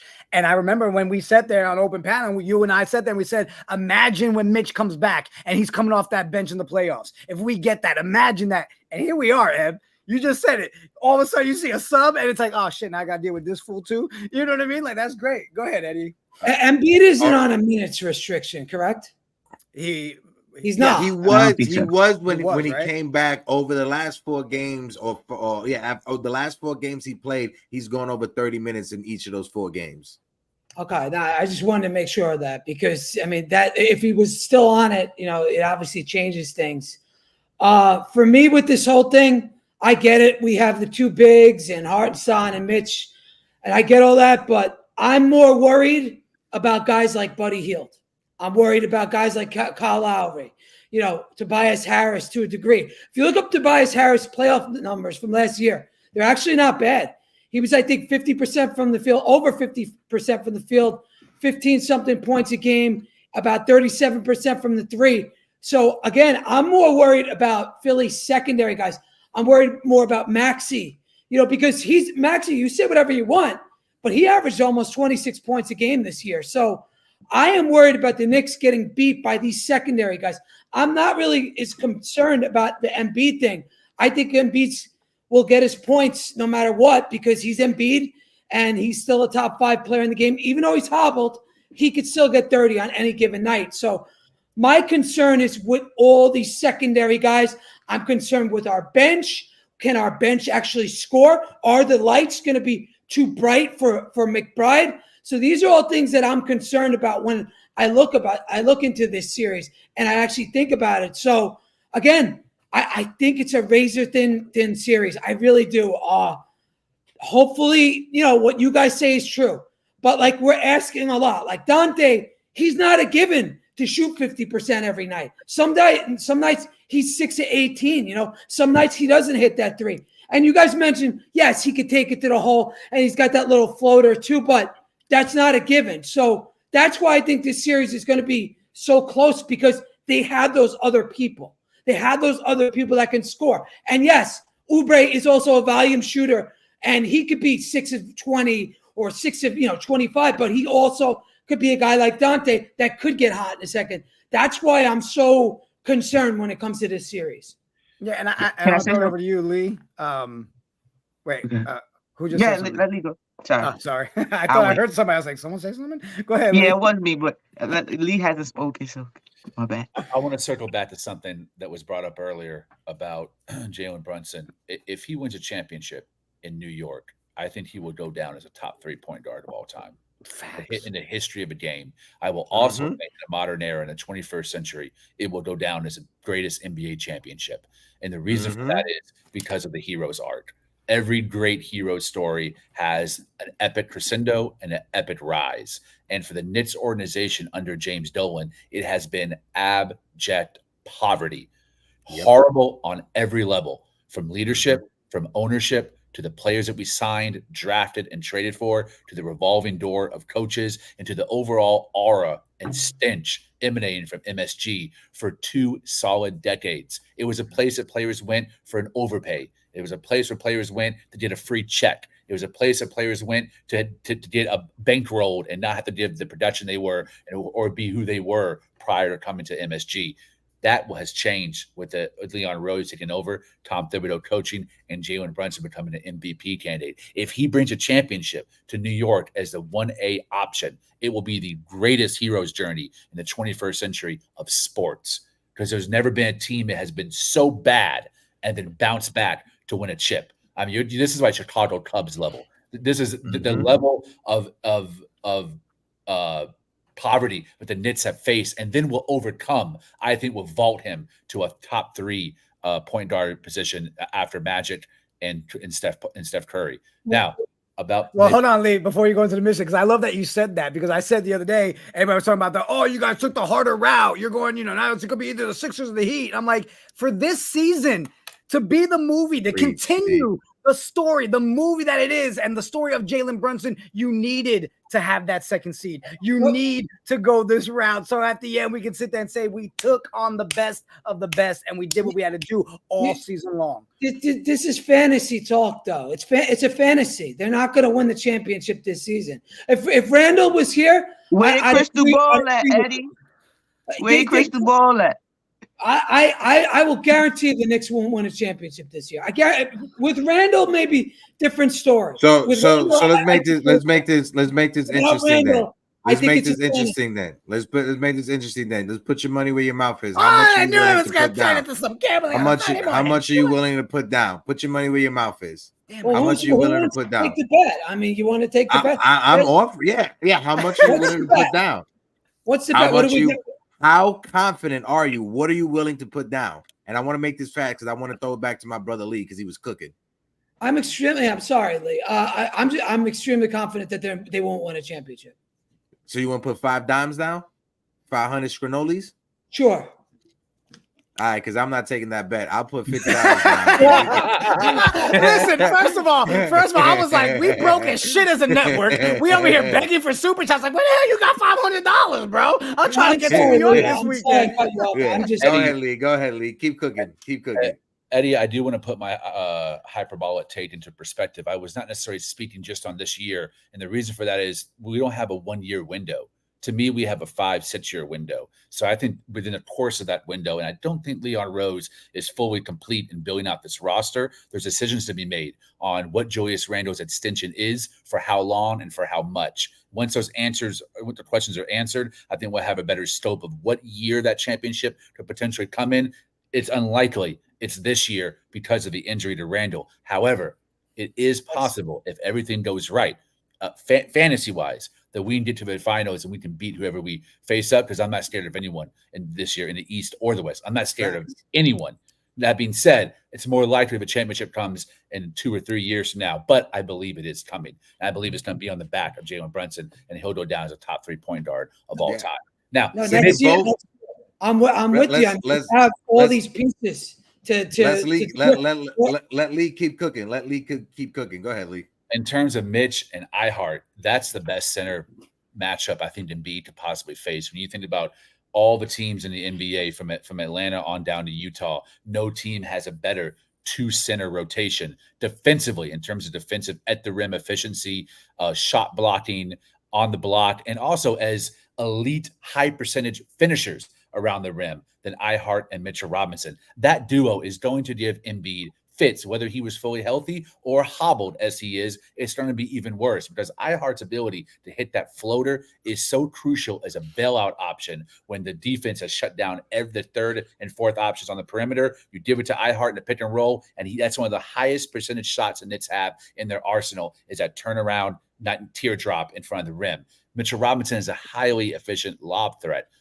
What we have to do is get him involved and find him and stop looking off of him in the pick and roll action. Jalen Brunson, that is his primary responsibility more than anyone else, is to get Mitchell Robinson going the same way RJ used to get him going in pick and roll. Because if you do, Embiid is going to get into foul trouble. And you get Embiid in foul trouble, this series could be done in 5. So I love our matchup at the center position. I love the diversity in offense that Mitch brings and iHeart brings. But the one thing that is consistent is that defensive at the rim defense that both those bigs bring us, and both are dogs and play their ass off, and neither cares who finishes a game. They're brothers. They love each other, and if Mitch finishes or iHeart finishes, it's all good as long as that W is in the scores table at the end of the day. I love what Facts. Rock put in the chat, Facts. Heck. He said Zebra's going to give Embiid the whistle every time. We got 20 fouls between Mitch, iHeart, Precious, and Sims.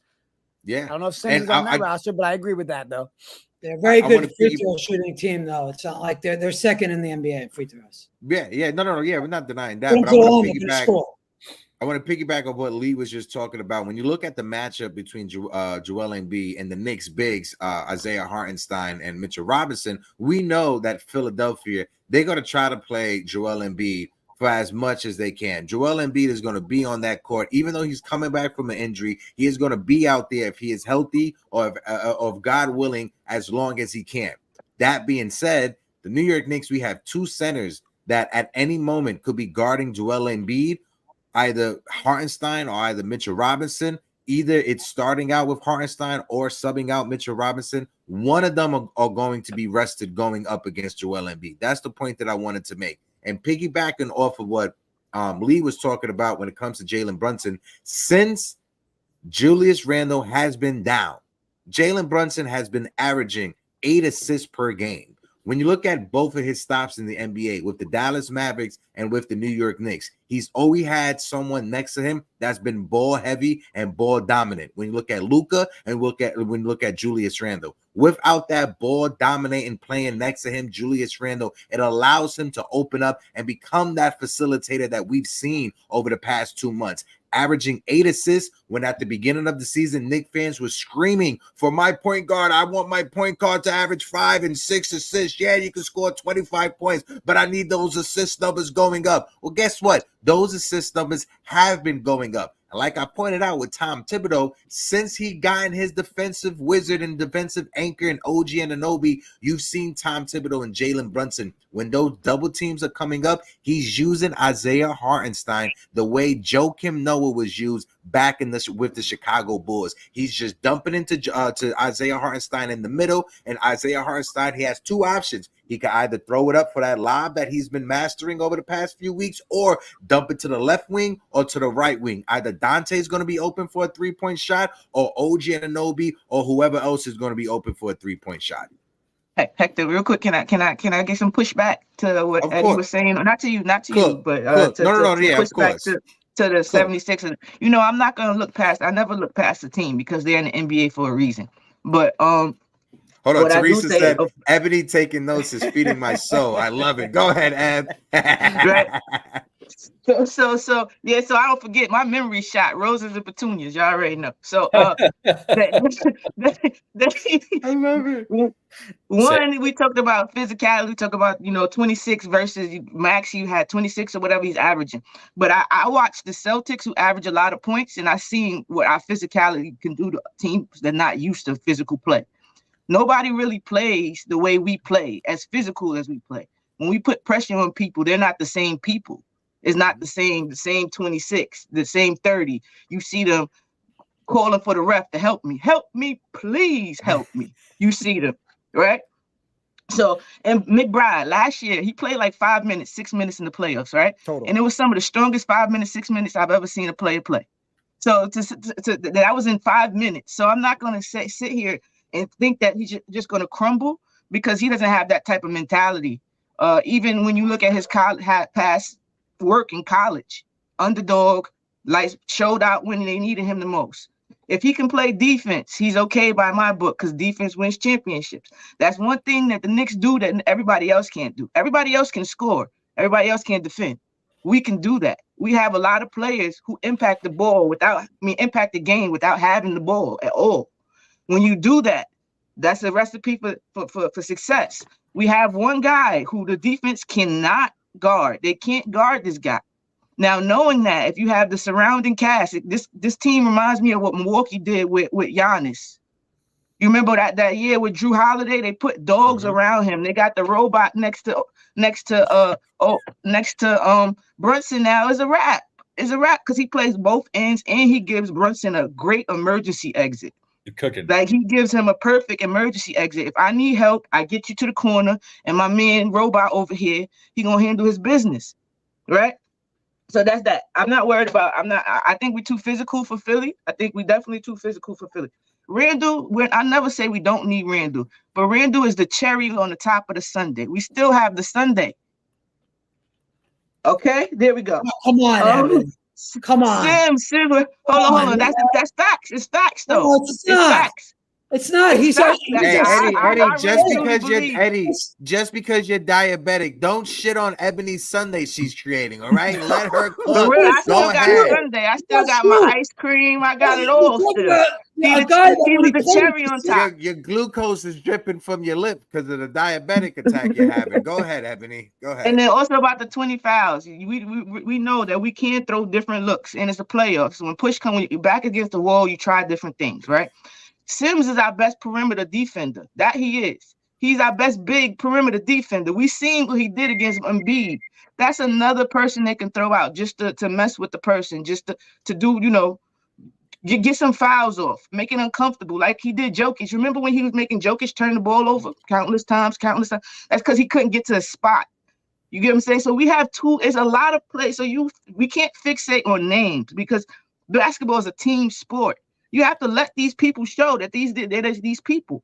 I'm not gonna just say, we lost because they got Embiid, they got Tatum. When I see what my defense does against these same people, you get what I'm saying? Also, like Hector was talking about, if Tibbs continues, I say all the time, I say Tibbs can't. Tibbs will never get invited to Rap City, y'all. The basement, remember the freestyle? Because he couldn't freestyle at first. He had problems. Everything was written. It's before pre-plan. I go at 5 minutes, this happened. 6 minutes, this happened. You get what I'm saying? Now, that dude has got a pen. He out here freestyling all the time. Ebony, I was literally about to say next topic is we were going to go into trusting Tibbs. Can you believe it? And I was going to throw it to Lee. We're here trusting Tibbs. Perfect segue. So yeah, but real quick before we get there, well, we could go right into it. Keep going. So with Tibbs, what he's doing is he's keeping everybody as a weapon. You remember the countless times of us standing around the perimeter just with our hands up? Those is over. Just having Josh Hart on the perimeter, that's over. Embiid is hobbled. We're doing non-screen double screens or horn action, whatever way you want to call it, where you have two picks and you pick which one you want. They're doing that with non-shooters. Sometimes it's Josh Hart, I Hart. So now you have to pick, do I go with the roll man or do I back off and give Jalen Brunson or Miles McBride a good look? They're going to target Embiid. They're going to make him defend on that perimeter. And we've been doing it so well. I'm not looking past Philly, but I don't think it's what people think it is going to be basketball wise, especially if Tibbs keeps doing what he's doing. Yeah, no, Ebony, first of all, can we all just sprinkle that? Because, Ebony, you just cooked the shit out of that damn taker. My microphone is hot. My ears are hurting. All right? That shit was so freaking fire. Everybody in the chat was saying it was cooking. Eddie, I got your life alert bracelet is going off, so I'm sending a wellness check to your house right now. I listen, Ebony's right about a lot of things, but ultimately, when this season's all said and done, we're going to get knocked out. And when we get knocked out, the reason we got knocked out is because we don't have a number two. And I'll keep it that's it's as simple as that. We do not have a true number. What if you have a number 2, 3, 4, 5, 6, 7, 8, 9, 10? What about that? Ultimately, that will be while we're knocked out. And I stand on that. I'll keep it short and simple. He stands on it. All right. Heck, I'm going to throw it to you, bro, and then we'll go around. We're talking Tibbs, bro. Right? Yeah, because how crazy is it? We're going into this postseason, Heck, and we're all on the same page of we trust Tibbs. I make it fast just so we can get everybody's take before we get out of here. But no, listen, Tom Thibodeau, he's been the question mark when it comes to his in-game adjustments over the past couple of seasons, ever since he's gotten here. Let's just throw that out there. But we've seen Tom Thibodeau being a part of the culture change, and we finally have a head coach after 3 seasons. We're not trying to fire. We're not getting rid of after the season is over. We have a level of consistency that we haven't seen in a long ass time. Tom Thibodeau If you look at Knicks coaching over the past 24 years since 2000, he has been the best coach that we've had over the past 24 years. Granted, the bar is on the ground, but that's not denying Tom Thibodeau and what he means to this franchise or what he has done to this team when it comes to being a part of the culture change here. When you look at him this season, like Ebony said, the man's freestyling right now. He's comfortable. He feels like the coach from the Waterboy. He finally got his mojo back. He could just start drawing up plays. He's not scared of the guy that was picking on him and stealing from him. Tom Thibodeau. And again, he's getting up there in age. And I said this on a few shows, and I'm going to keep on saying this. This is the best team that Tom Thibodeau has ever had to coach. When you look at Jalen Brunson, OG Anunoby, a healthy Julius Randle, Isaiah Hartenstein, and Mitchell Robinson. Yes, he had Derrick Rose, and Derrick Rose was an MVP. I'm not taking anything away from that. But Derrick Rose got hurt. Some pieces, they never had everybody fully healthy all at the same time. OG Anunoby is Tom Thibodeau's his dream player. When you look at what Tom Thibodeau wants for a defender, it's OG Anunoby. The way that he can guard 1 through 5, solid. One of his first games with the Knicks, he was guarding Joel Embiid, and that was the big difference when we won the champion. Show the robot, Ebony, because OG Anunoby is a robot on the defensive side of things. So I like what I'm seeing from Tom Thibodeau. I do believe that this may be Tom Thibodeau's last rodeo when it comes to winning a championship or being another head coach for an NBA team. I don't think that's in his future. But if Tom Thibodeau, again, if he could win a championship with New York, he is going to cement himself as one of the best coaches of our generation. Lee, bro, a season later, and I don't think either one of us one time has called for a firing of Tibbs. Talk to me, Lee. Yeah, Ebony wasn't on my KOT show when I was one of the loudest fire. I mean, every episode, Jay Ellis and Ryan and I would get into it about my hatred for Tom Thibodeau holding back what I saw, holding back this team. And since she's joined, I've been called a Tom Thibodeau intern, not by her, but by Twitter, a Tom Thibodeau simp, a Tom Thibodeau intern. And, you know, I went on SNY with a fire Tibbs sign about 2 years ago. Now I feel the exact opposite. And it's because of what Ebony touched on, is that when the evidence in front of you changes, if you hold on to the same opinion, then that, to me, that's a definition of arrogance. And I've tried very hard to look at what Tom Thibodeau was doing and learn from Ebony, who obviously, and that's a soliloquy, just told you what she knows about X's and O's as a basketball mind. She's mentored me a lot in wanting to understand the game more and look at offense more and really figure out what kind of wrinkles has Tom Thibodeau done. A lot of that off-ball action, those off-ball horn strings that he's running, whether they're on-ball or off-ball, he's running that to allow for more movement in the offense, so the defense has to adjust on the fly instead of being predictable and knowing exactly where that ball is going and get there before the ball reaches that player. Tom Thibodeau has really evolved offensively. He's allowed for guys who used to be on the bench and not play in the starting lineup to move in, like Deuce Bride went from a 5-man per game guy to someone who's capable of dropping 30 and hitting 5 threes. Having the confidence to bench Quentin Grimes for Dante DiVincenzo. He got lacerated on Twitter for doing that. Now it was the move that changed our season, the same way it was when you benched Fournier and started Grimes 2 years ago.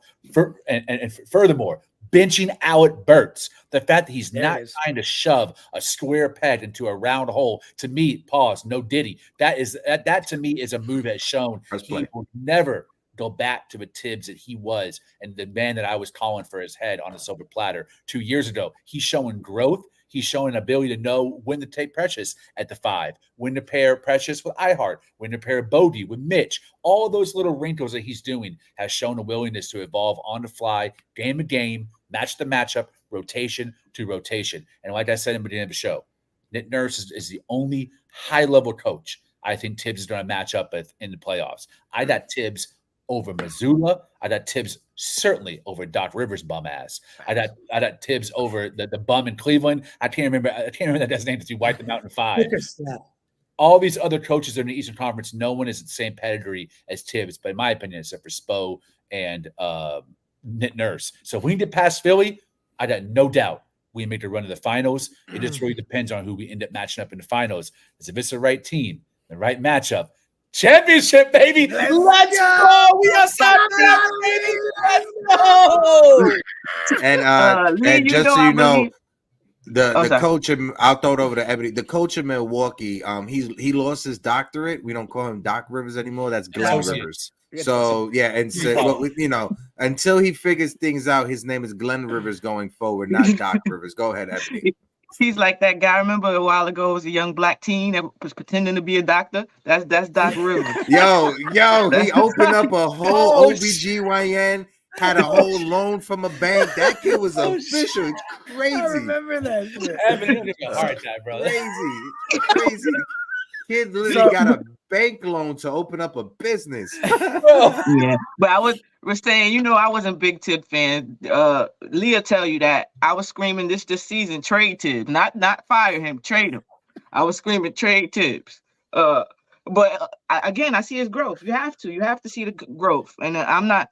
You have people rather look stupid than give credit. You have to see the growth. I see Coach Meerkat and his loser ways, and that can never be my coach, and I respect it. Coach Timon from the Boston Celtics, I can never. Tom Thibodeau would never say those type of remarks ever about losing. Never. That would never come out of his mouth. And you have to respect it. You have to respect that he wants to win every game, and he prepares to win every game. I have to. And again, I believe in signs, so I'm gonna just leave this here. I believe in signs.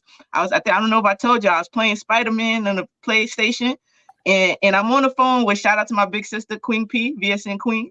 I'm on the phone with her, and I tell her we're talking about Mitch coming back. This is right before Mitch coming back. So he said, the Mitch on his way. I said, oh, that's it. Let's go. Let's get it. And I look up on PlayStation, y'all, and I'm in front of the garden. I didn't even know they had the garden in Spider-Man. So I'm looking, I'm taking pictures. I'm like, this the garden, right? So that's it. I'm jumping out the window. We winning it all. We are winning it all. That's a sign to me. You get what I'm saying? Spider-Man confirmed that shit. Yeah, Spider-Man. I believe in signs, and I've been super confident ever since. I'm not even gonna hold you. Listen, I said it. I said I just want in January, Celso, you and I, we had this conversation. Knicks fans, we got spoiled, right? And I commit it. We were riding on a different high. We were getting a little bit too out there. I think the injuries, you never want injuries to happen, but it kind of humbled us, right? Pressure could make diamonds out of rocks, and we've seen Deuce McBride step his game up. We've seen Dante DiVincenzo, Precious Achiuwa. We've seen a lot of guys step their game up in the absence of OG Anunoby and Julius Randle. And I'm not sure that would have happened if Randle would have never got injured and OG would have never got injured, right? So it's good to know that if at any moment in the postseason, if we have to substitute McBride, we can trust him because we've seen him in the regular season. If Precious Achiuwa has to go out there, we trust Precious Achiuwa because we've seen him in the regular season holding the fort down in the absence of those two players. My fault, so I just wanted to say that. You're good, bro. I was laughing because you gave a fire take when you got people offering, Ebony, will you marry me? When the take is so good, you got diamond rings coming out. Let's go. Crazy. And then New York Jets fan, of course you got to come here and throw it in my face. You're my boy Porto, 6 and 6. Shut it. All right, so guys, before we close out, I pulled it up a second ago, but New York City colors, I've talked about this, his hand was forced, but the point is he committed to it, right? The injuries happened, and we were able to see him not only just play the guys, but test out these guys in different styles. Like, I would love to know, are we going to see Jalen Brunson and a Deuce McBride combo in this playoffs? Right? Because that was one of the moves this season. When he did that, you guys know I lost it. I was like, oh my God, he listened. He tried it. I think, go ahead, Ed. I think Tibbs is the biggest winner out of this. The biggest, he has the most growth. Yep. Coming from these injuries, because it's took away from his comfort pillow. He can't just throw Julius Randle in there for whole quarters and just live with the result. It forced him to be creative. It forced him to challenge and learn new tricks, as we would say.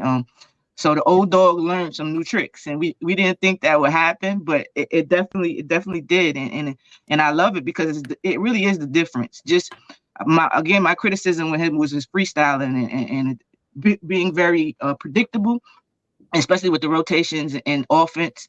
And he's definitely stepped out of that. He's added so many different things that I've never seen. We going backdoor, we pushing in transition, and in points, we even pushing off of made baskets now.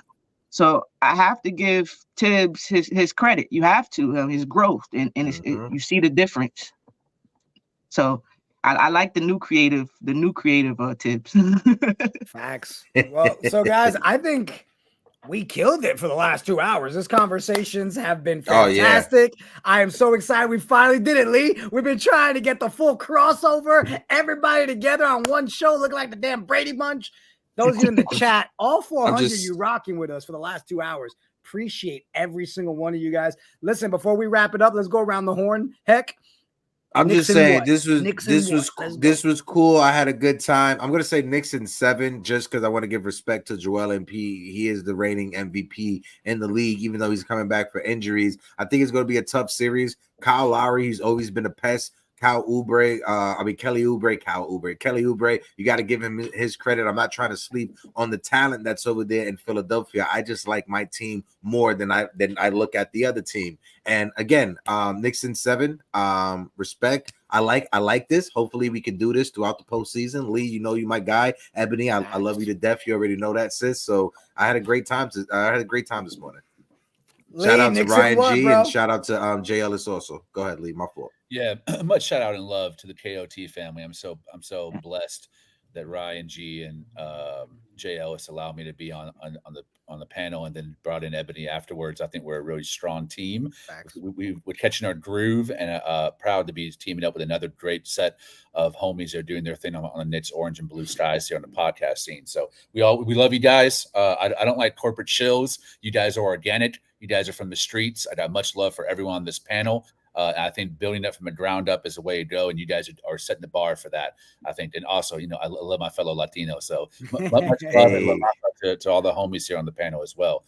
Knicks in 6. I got a lot of respect for Nick Nurse. I think he's a damn good coach. Disagree with Phil that Kawhi led that championship. I think Nick Nurse had everything to do with that, dealing with OG's injury. And I think OG and DiVincenzo both being part of championship teams, but not being a part of it because they were out for those playoff runs, are building the momentum for them and fire and fuel for them to step up in this playoff run and show their worth. That's a Jalen Brunson.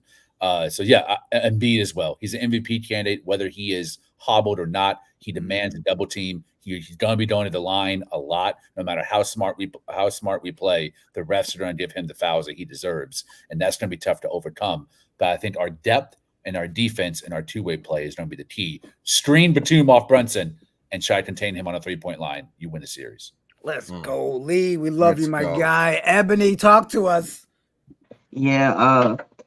Thank you guys again for having us up. Like everything Lee said, I'm honored to be on another show with you guys. You've always showed me love. I don't know if y'all know. Actually, my first podcast I ever went as a guest. So, yes, there was a Morning Brew Crew Sports. So, Thank you. I appreciate y'all all the support, and and the KOT fam. I love speaking every post game with them because I know it's going to be a good debate. Definitely with respect, and it challenges you. You're going to get challenged. So, yes, I love being on these panels, and I love this team. I guess I'm whatever we call it, a company woman. I'm a homer right now, all above.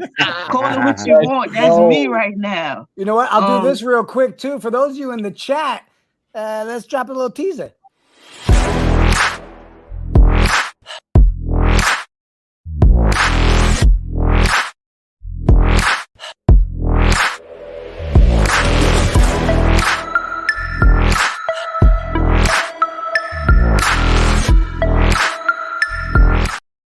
And the ladies are coming for the Liberty Latte next month. Ebony, I can't wait till you kick that show off, girl. I'm so excited. I'm excited too. The WNBA, you already know, I like fundamentals. I like team sport, and that's what the WNBA embodies. Definitely, of course, you're not gonna get any dunking or anything of that nature. But if you just like basketball the right way, definitely the WNBA is a good time and lots of storylines. And again, just come on down. If you don't know the WNBA, it's okay. We'll learn together. Don't feel intimidated by it. We'll learn it together. I'm telling you, chat, if you thought Ebony's takes were fire, you're going to want to tune into their show. It's Ebony, it's Ace Pedraza, it's Teresa T. We got our boy Ben Lyons who'll be helping. We are going to do the Liberty season big, and we are going to support women's sports. It's going to be crazy. Ebony, Absolutely. I love you. Thank you for being here. Eddie, give the people the negativity they all thrive for. Well, listen, Knicks in 7. I'll just leave it there. There Knicks it is. Hey. On that note, I'm I don't going want to be Knicks. such. I don't want to be such a homer. Sorry, so I'm gonna go with what Lee said. But I'm thinking I'm not. That's not what I'm really thinking. I'm gonna go with Knicks in 6. I don't want to be a homer. I'm just. Well, guys, thank you again, Eddie. I love you. Hector, I love you. Lee, Ebony, your family, we appreciate you. Ryan G, Jay Ellis, appreciate you guys hanging out. Everybody, again, we hope you all have a great weekend. Let's hope these Knicks go get this dub tomorrow. And guys, content coming back all next week. All the good stuff. 2 o'clock, the pop off. On that note, let's go Knicks. Deuces! Let's go.